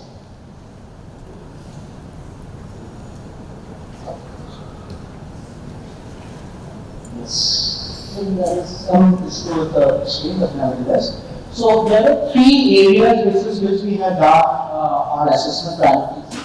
One is the governance assessment, which was basic structure, basic guidelines along which the projects were being managed, and I think I can fairly say that almost that every project had passed the threshold. We had set a minimum threshold, but all projects had passed this threshold. Second was the practice, that is the quality of CSR implementation approach, what was the financial discipline that was being taken care of, and of course the monitoring, reporting and management process. And finally was the project assessment overall, that was the project design and objectives, the rationale, the beneficiary definition and the relevance to the project, and the sustainability, continuity and the replicability of this project. So there were multiple parameters, and I'm not going into the parameters in detail. We are available throughout the rest of the event as well to discuss or deliberate if anyone wants to understand in detail what the parameters were, but this was the overarching agenda that we had created.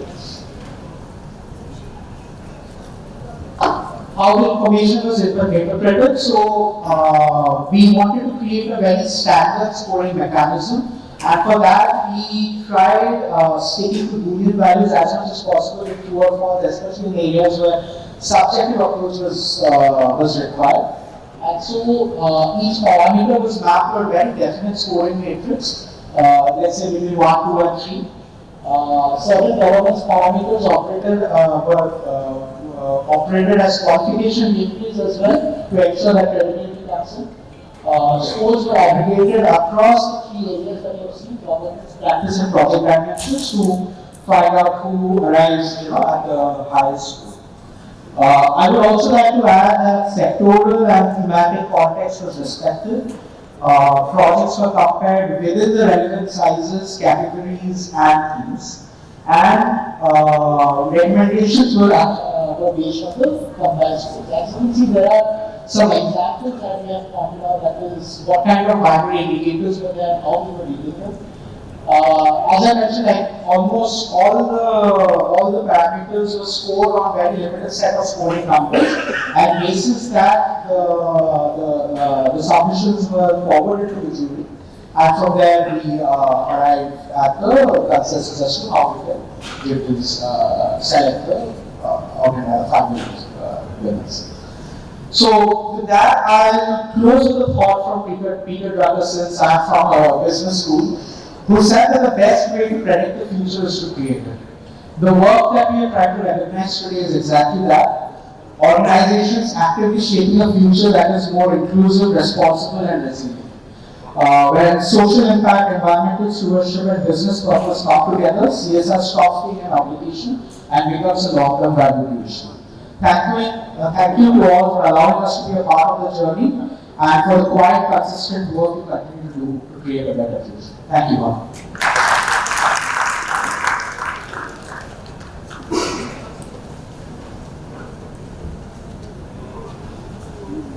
Thank you so much, Satyajit.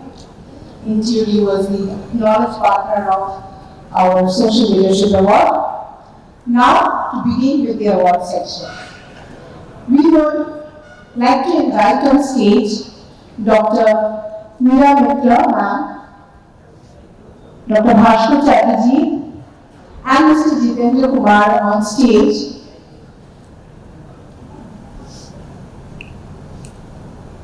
Thank you, sir. Thank you, ma'am.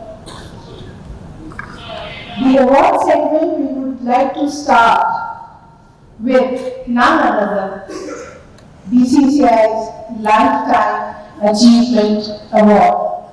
Yes, BCCI's Lifetime Achievement Award this year goes to someone who has been not only mentor for the Bengal Chamber CSR wing, he has been mentor of the entire CSR fraternity. He's a philanthropist. He's a man who has showed us path. Not only us, there are many NGOs, there are many organizations whose life till date runs with his blessings and with his guidance. I request Mr. Jitendra Kumar, the chairperson of the National CSR Committee, to please introduce our Lifetime Achievement Award awardee. Over to you, sir.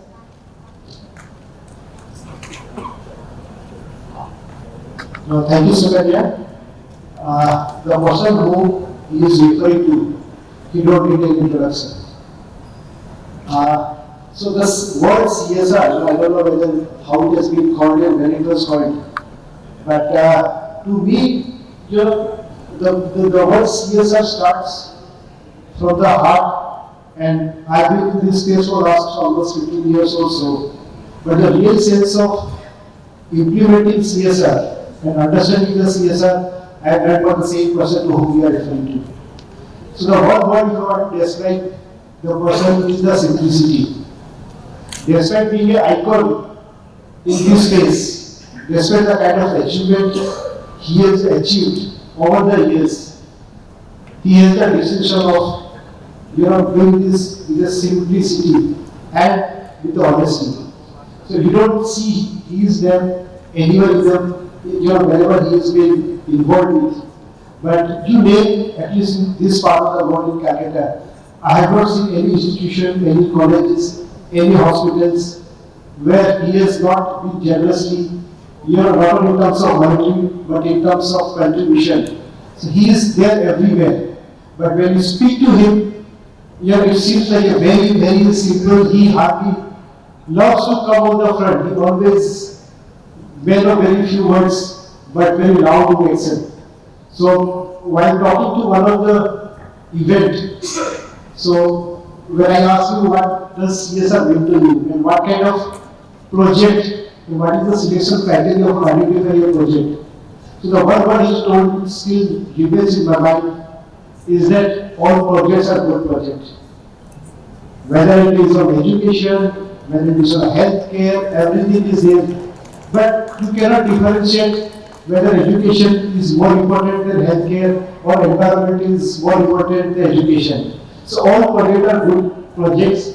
So anybody who is directly or indirectly involved in this space, anybody who is giving back to the society in whatever way, we have to acknowledge, we have to learn from them. And I think this is the biggest contribution which I learned personally from the person to whom we are referring to.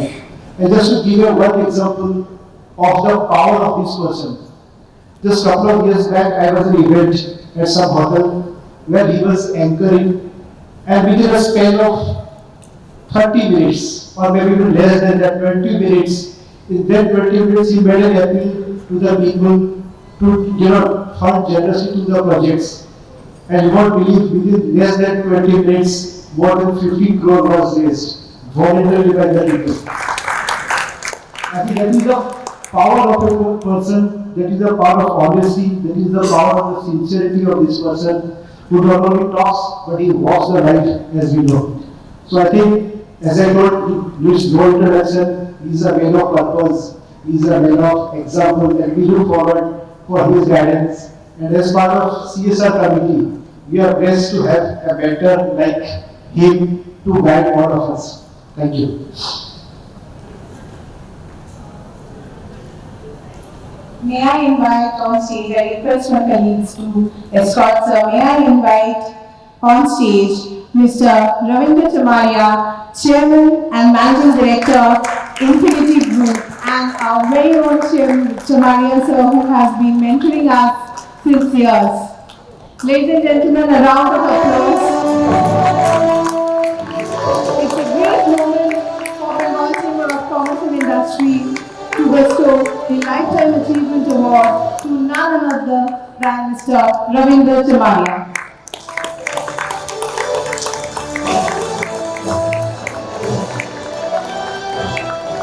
We request Dr.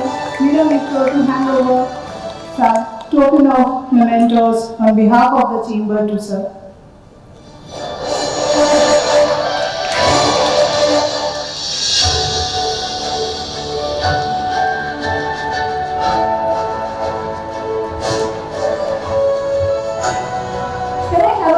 On stage, please, because we won't like to leave the chance of missing out Chamaria sir's magical words. So if we can have, yeah.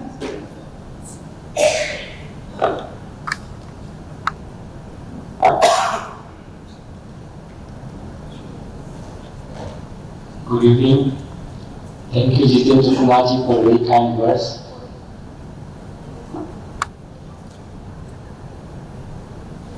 Respected Jitendra Kumarji, other dignitaries on dais, esteemed members of BCCI, ladies and gentlemen, and dear friends, warm greetings to you on this beautiful winter afternoon. First and foremost, my most sincere thanks to the Bengal Chamber of Commerce and Industry, an institution that has been playing a vital role in steering the evolution of commerce and industry in the country since 1800. A recognition coming from such a prestigious body and that to a Lifetime Achievement Award is certainly one of the cherished and we grateful of. At the same time, an honor such as this makes me feel deeply humbled and doubly conscious of both the realization and the reminder that any opportunity to do any good is a privilege and responsibility that one must strive to fulfill. As I often quote, when God gives you more, don't just raise the standard of your living, but also the standard of your living. I must share and reiterate that this idea of sharing or giving is something I have been fortunate to witness since my boyhood days. I can recall so many incidents where giving was selfless and carried out purity without any expectation of credit or applause. I have seen this practice become second nature in people, a practice that leaves them with enormous sense of fulfillment in their account. Perhaps those have been my earlier impressions of philanthropy, which planted the seed in me to play as far as well as I could, the role of catalyst, and to do always remember that I am only an instrument, as we say in Nimitta Matra, in God's great plan. I must mention it here, since childhood I have been a receiver of great extent from society, friends and colleagues. When I went to a charity school, I was born in a charity hospital. I went to charity college, and so many people, so many friends, teachers, relations has helped me and given me so much. I am so grateful to all of them and to society at large that whatever I have got from them, I can never repay it. I will always remain indebted to the society. Even today, if you look in today's world, we are talking about AI, we are talking about Google, we are talking about all these gadgets. If you really look into Google, you ask a question, you get an answer. The platform may be making some money somewhere, but the person who has given the answer has given his lifetime's research, development, or everything for you to get in seconds. If I go back hundreds of years back, somebody tasted potato at the cost of his or life, on the risk of his or her life, that it is eatable, it is not eatable. There are plenty of things they also tasted and tried and told us that this is not to be used. So, if you look at our life around, I think most of us are, even today if you go to institutions like Harvard, if you go to any Carnegie Mellon or this and that, even if you pay $100,000 a year fees, it doesn't survive. They have been built by some philanthropists. Today also, Lord Valumani gave so much of money to them so that they survive. So as far as I am concerned, it's charity. It's not a charity, it's a giving back. It is reducing your debts. If through my journey in industry, social responsibility, or mentorship, I have been able to contribute in some small way to society, I consider myself truly blessed. I share this with my family, colleagues, and those who have worked alongside me over the years. I once again thank BCCI for this recognition and for its continued commitment to responsible and inclusive growth. May we all continue to work together towards building a compassionate and purposeful society. Thank you very much.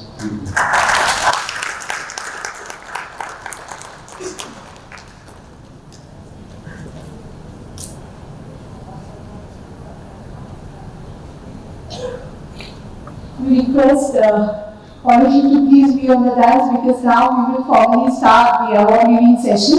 I request my colleague Devarati to join me on stage while we announce the awards. Ladies and gentlemen, this year we have received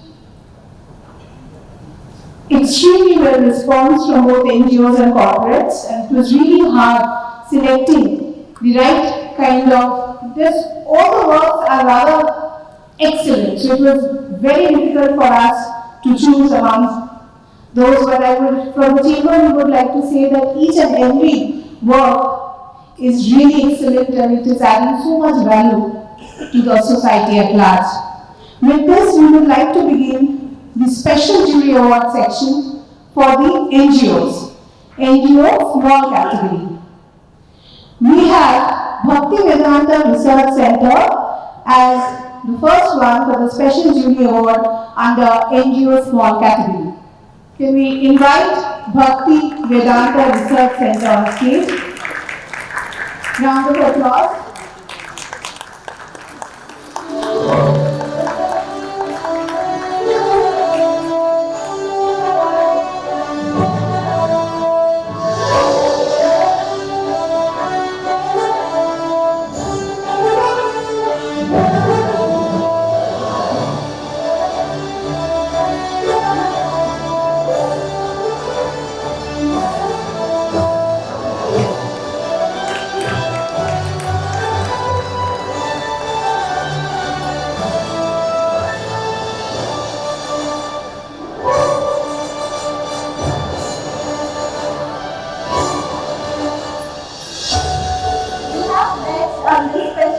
City Award is Network for Enterprise Enhancement and Development Support.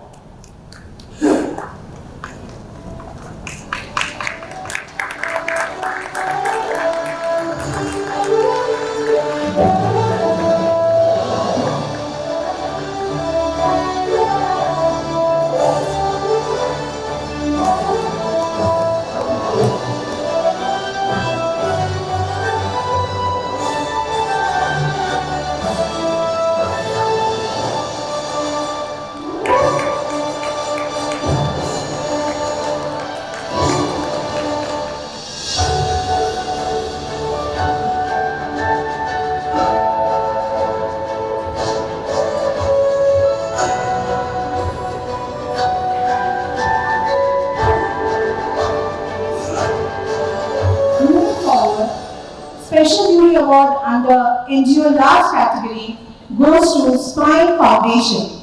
May I request Smile Foundation representatives to be on the dais.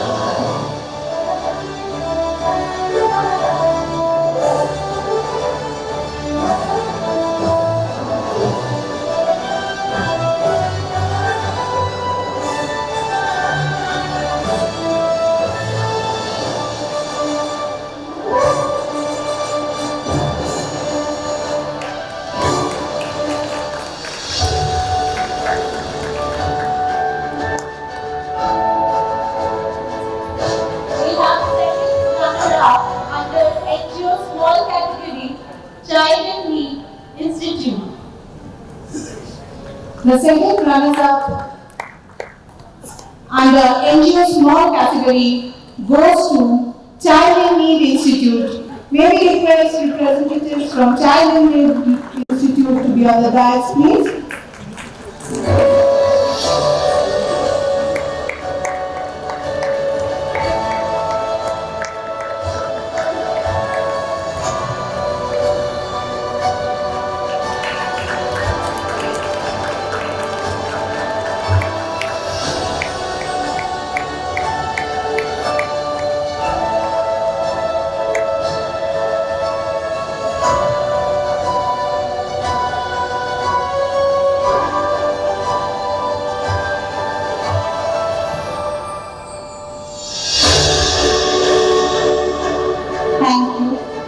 Congratulations.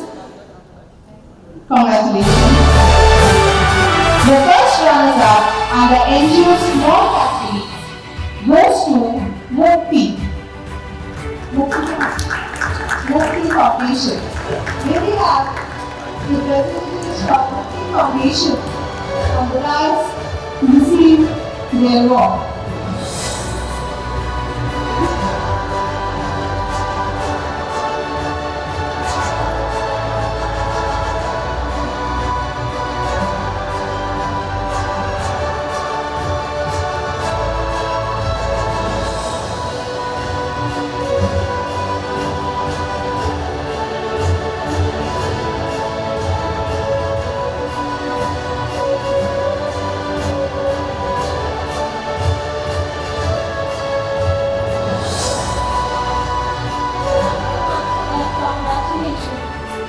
Congratulations.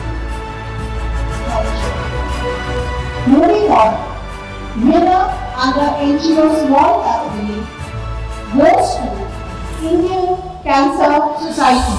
May we have a round of applause for Indian Cancer Society and invite them on stage to receive the award, please.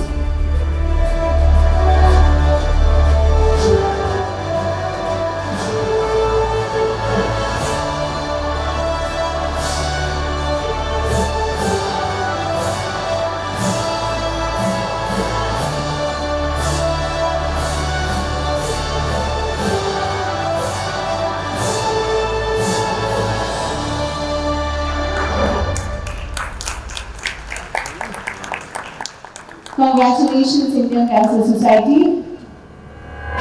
Remarkable work.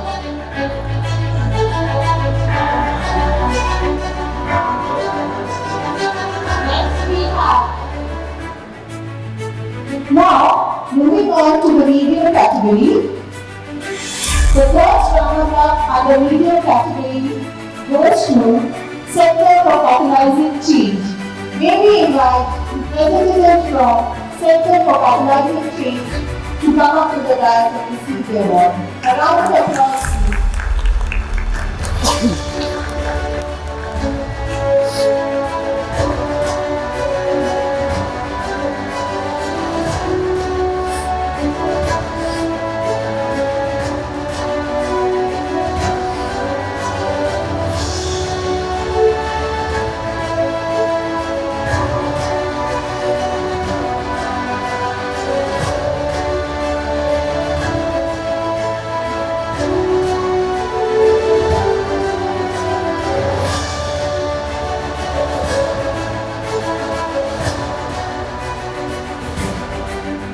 Congratulations, Center for Catalyzing Change. Now, would you like to announce the second runner-up? Now, the second as they are the second runner-up in the medium category.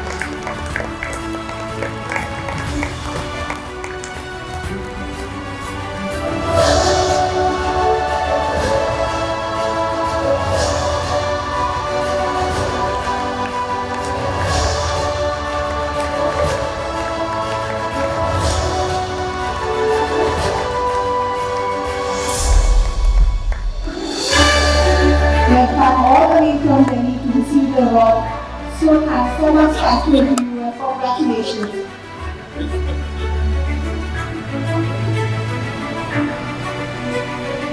Moving on to the first runners-up under media category. Congratulations, Tagore Society for Rural Development for being the first runner-up under media category. We invite you on stage, please.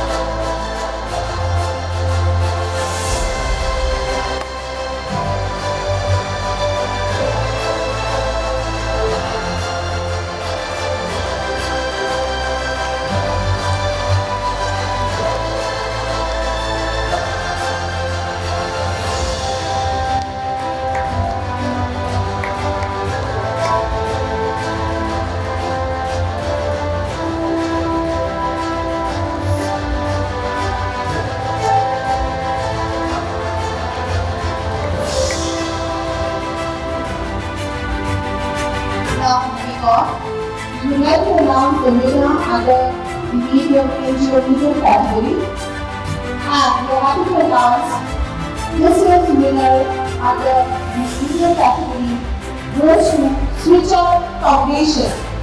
May we have a round of applause for Switch On Foundation. Congratulations.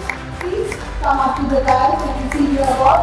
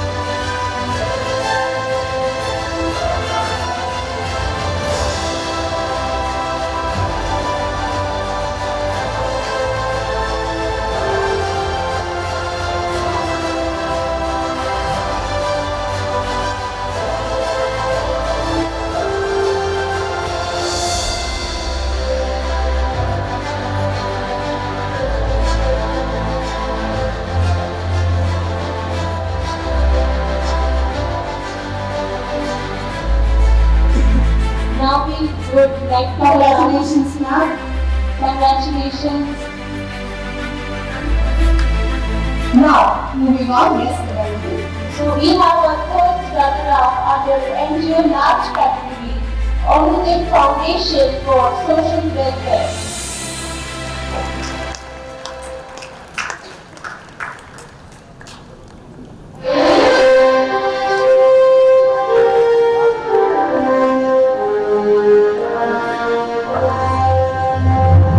Foundation for Social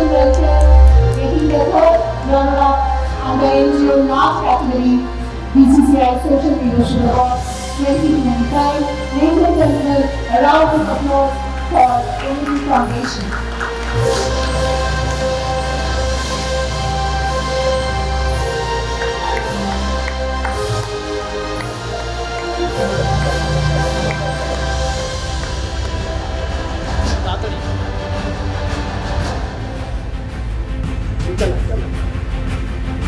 Now we are moving on to our second runner-up under NGO large category, Lead for Work. We have representative from Lead for Work. Lead for Work, can we quickly have your representative up on the dais? We congratulate you for being the second runner-up under the NGO category, NGO large category. Excellent work and congratulations.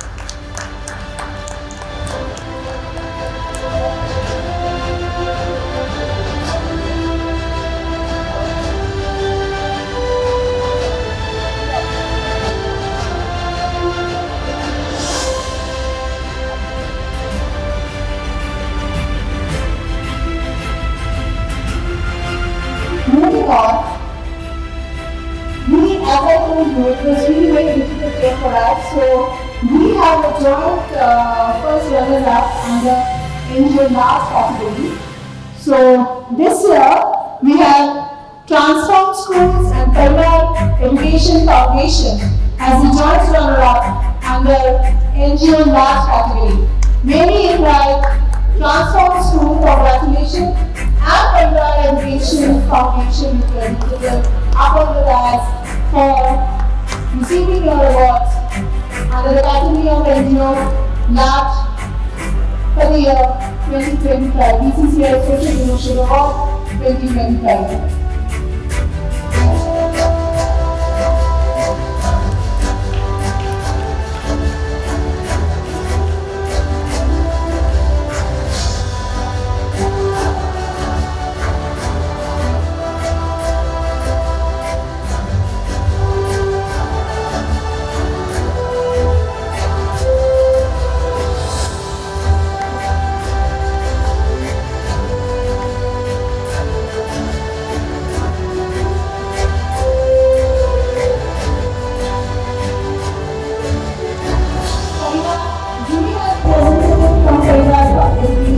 Foundation.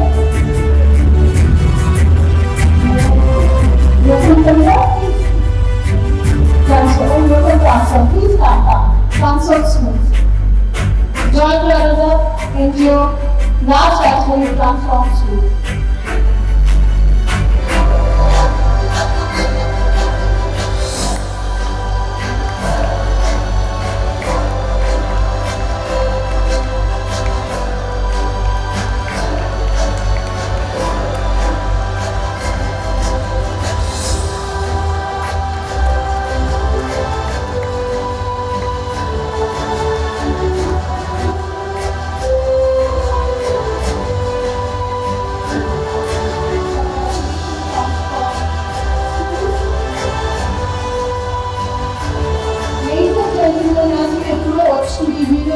On the large category, the NGO, we again was in a dilemma. So therefore we have joint winners under NGO large category. This year we have Vinasa Janvikas Pradishta and Bihar as the joint winner under NGO large category. May I request representative from Bihar and Vinasa Janvikas Pradishta to please come up on the dais.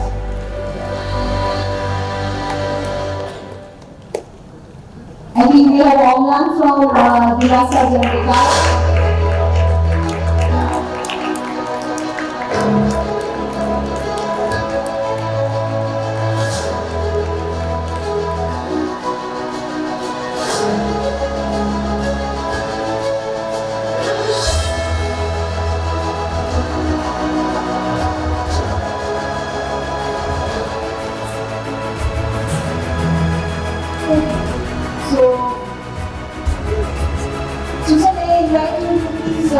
Receive the award on behalf of Vinasa Janvikas Pradishta. He is from Mindtree.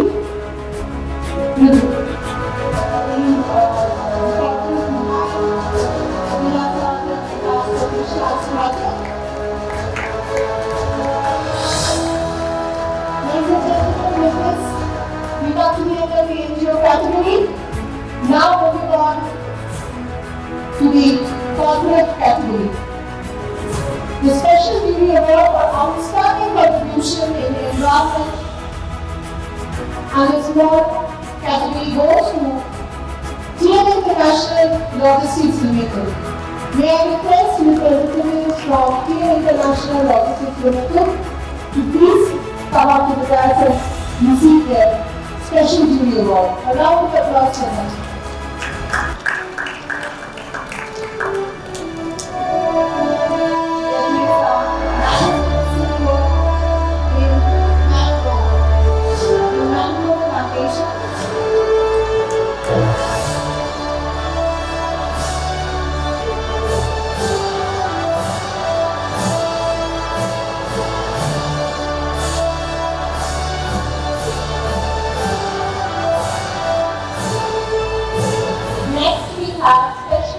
Award for outstanding contribution in education, skill development and livelihood. Women Empowerment Small Corporate, which is Genius HR Tech Limited. Genius HR Tech Limited is a well-known name in the industry, and we congratulate Genius for receiving the Special Jury Award for outstanding contribution in education, skill development and livelihood, including women empowerment. A round of applause for them, please.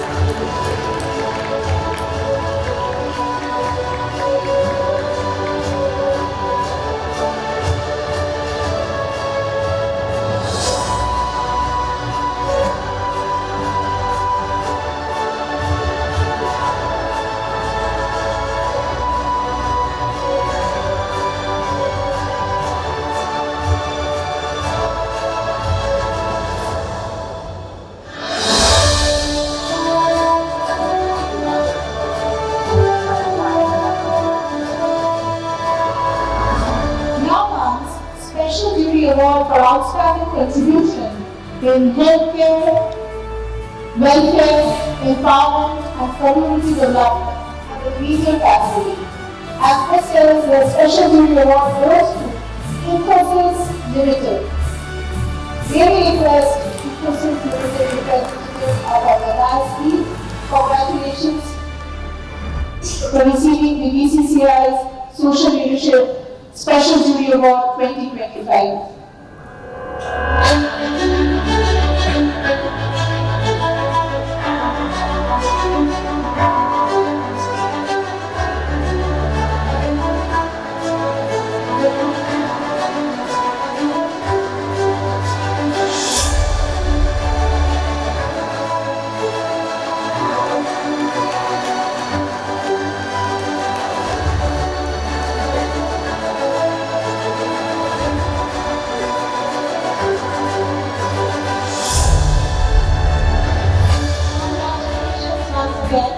Next, for the joint runner-up for us. Congratulations, Infosys. It was really great to have you all. Thank you. Moving on. For next joint runner-up for outstanding contribution in education, skill development and livelihood, women empowerment small corporate is Ram Lori.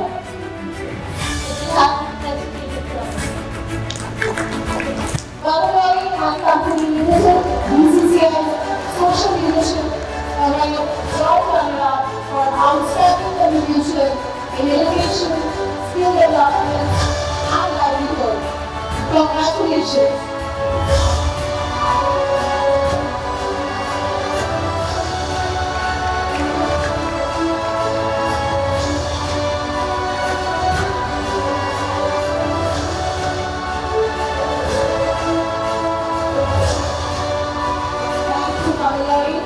Joint runner-up for outstanding contribution again in education, skill development and livelihood, women empowerment, small corporate, and the small corporate category goes to Tata Steel Downstream Products Limited. You can really imagine how tough it was for us today for so many joint runners-up we have and joint winners we have. Round of applause for Tata Steel Downstream Products Limited. outstanding contribution in education, skill development and livelihood.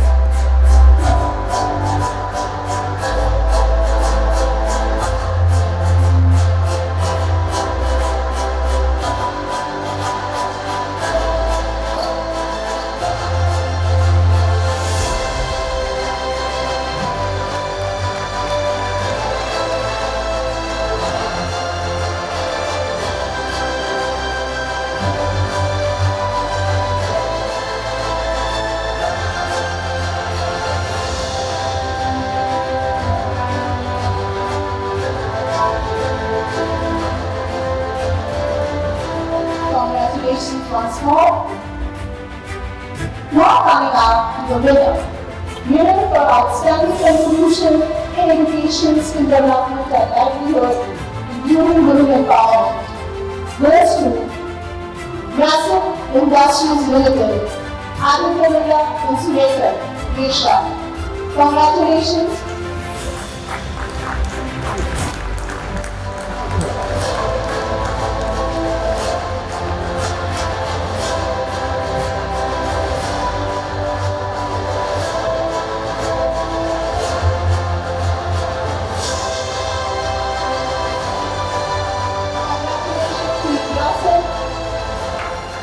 For your extraordinary work. It was really great looking at your presentation and going through it. Winner for outstanding contribution in education, skill development and livelihood, including women empowerment, BCCI Social Leadership Award 2025 goes to Brussels.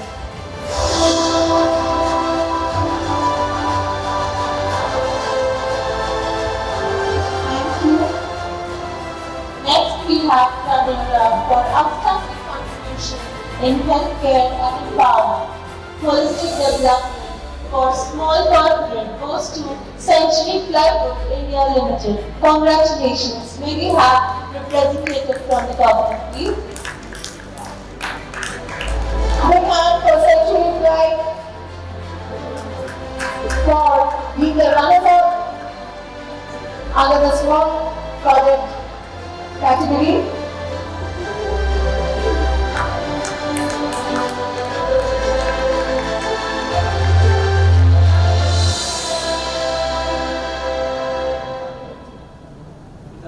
Congratulations.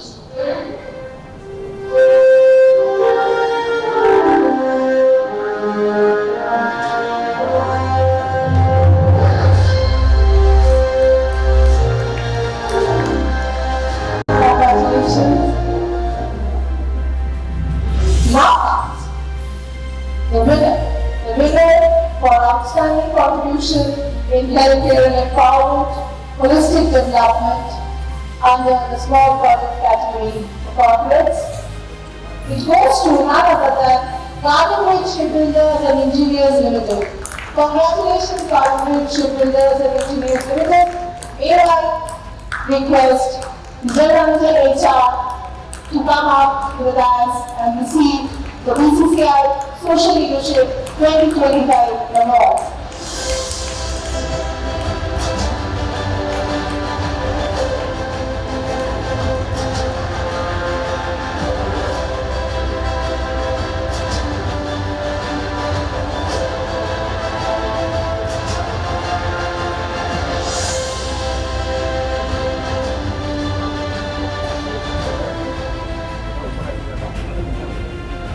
Next, we have runner-up for outstanding contribution in healthcare and welfare, empowerment, community development, medium corporate, which goes to Mahanagar Gas Limited. Congratulations.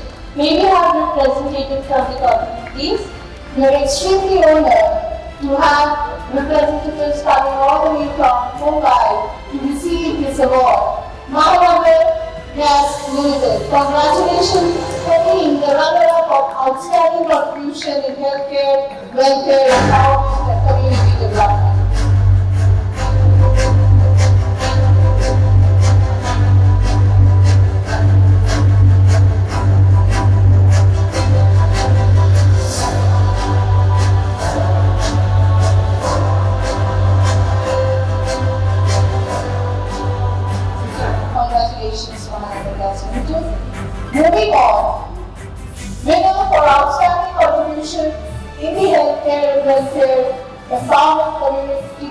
development category under small projects of the corporate.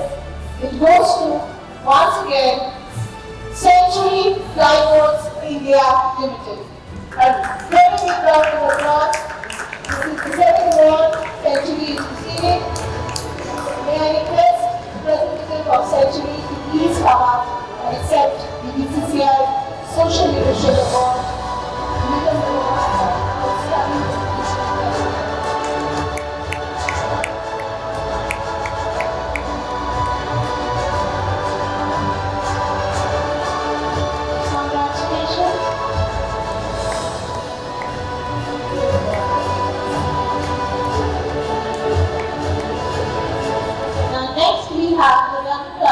Outstanding contribution in education, skills development and livelihood, women empowerment. Medium project category goes to TP Central Odisha Distribution Limited. May you have a presentation. TP Central Odisha Distribution Limited. Please. Congratulations. Congratulations.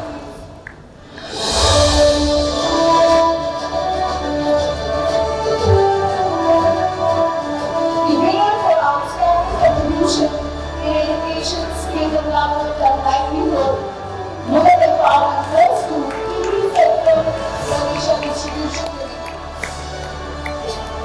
Congratulations, TP Central Odisha for being the winner for BCCI Social Leadership Award 2025. Moving on, we have the runners-up for outstanding contribution in education, skill development and livelihood, women empowerment, from the media for media projects and the corporate, and it goes to Vesuvius India Limited. Vesuvius India Limited, they invite representatives from Vesuvius, all the guys, to receive the Runners-Up Award for the year 2025.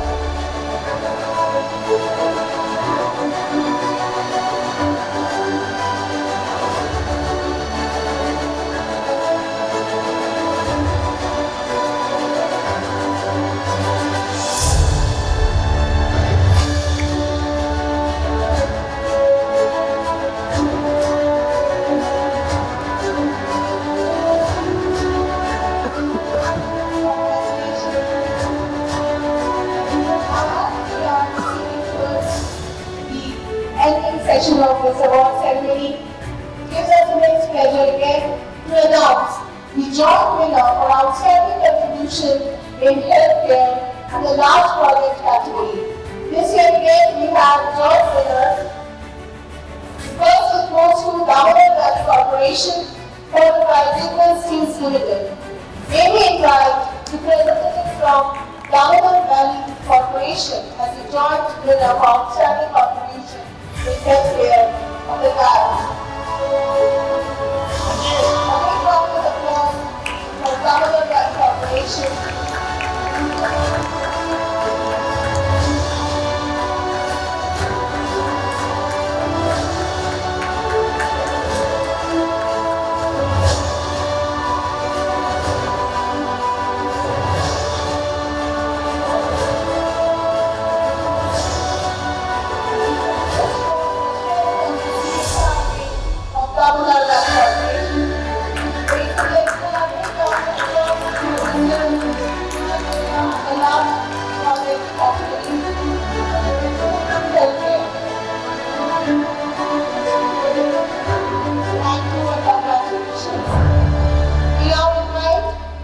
Representative from Jindal Steel Limited to receive the award on the joint winner category in healthcare. Jindal Steel Limited.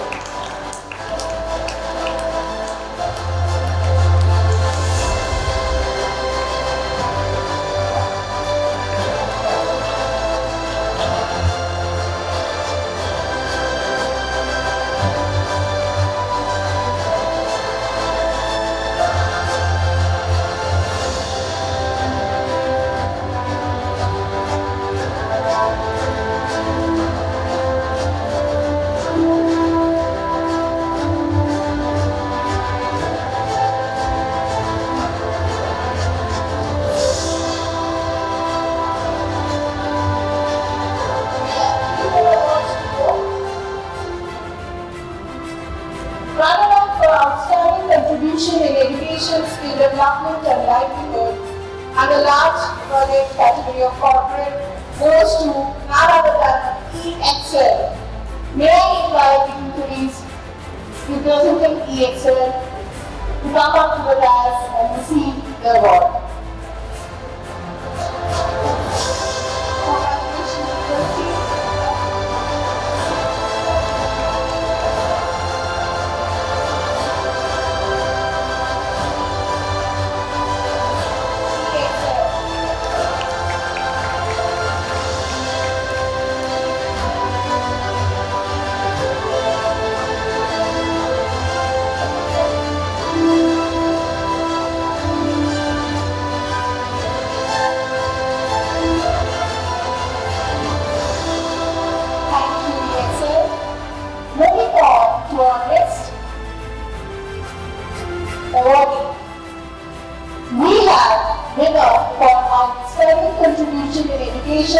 Skill development, livelihood, empowerment, and the large project of corporate goes to Capgemini Technology Services India Limited. Once again, congratulations, sir.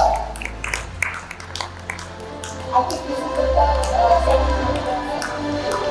2 years consecutively, Capgemini Technology Services India have received the BCCI Social Leadership Award.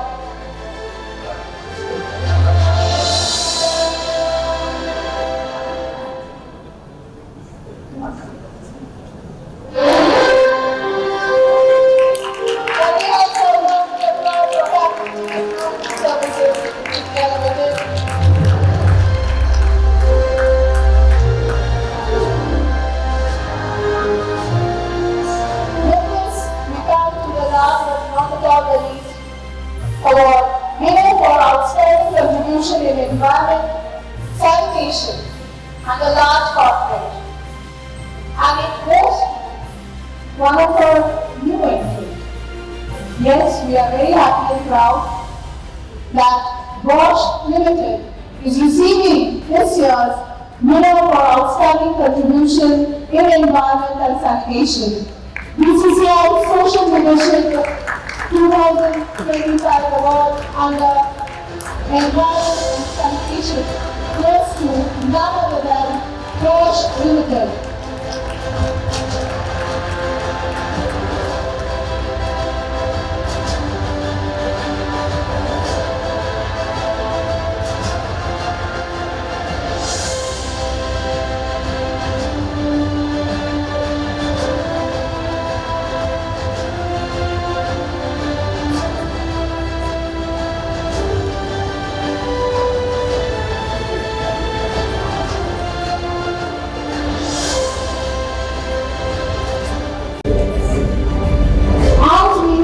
Come to the end of this award show, I request my dignitaries to please join us at the audience. And before we end our today's program, we would like to thank all our partners.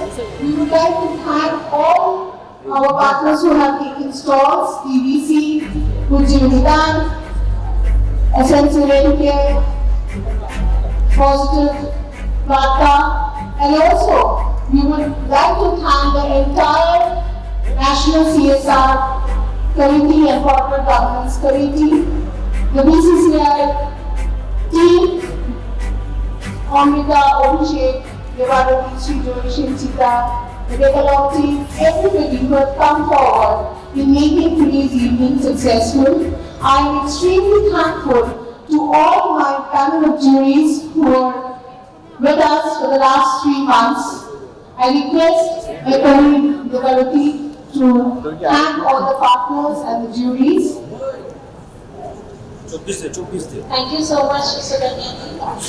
We are at the end of our program today, and we once again thank all our partners. We would like to greatly acknowledge Excite Industry Limited, our conclave partner, Infinity, our platinum partner, Linding, our gold partner, Silm, our outdoor media partner, Friends FM 91.9, our radio partner,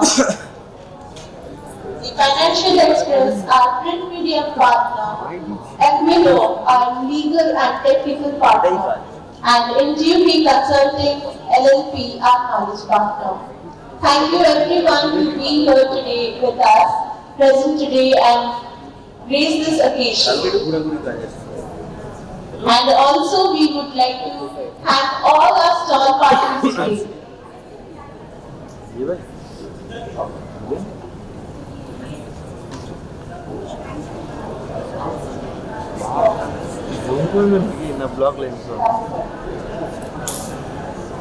The high tea is arranged for everyone. It's arranged outside. Please join us there. Thank you so much.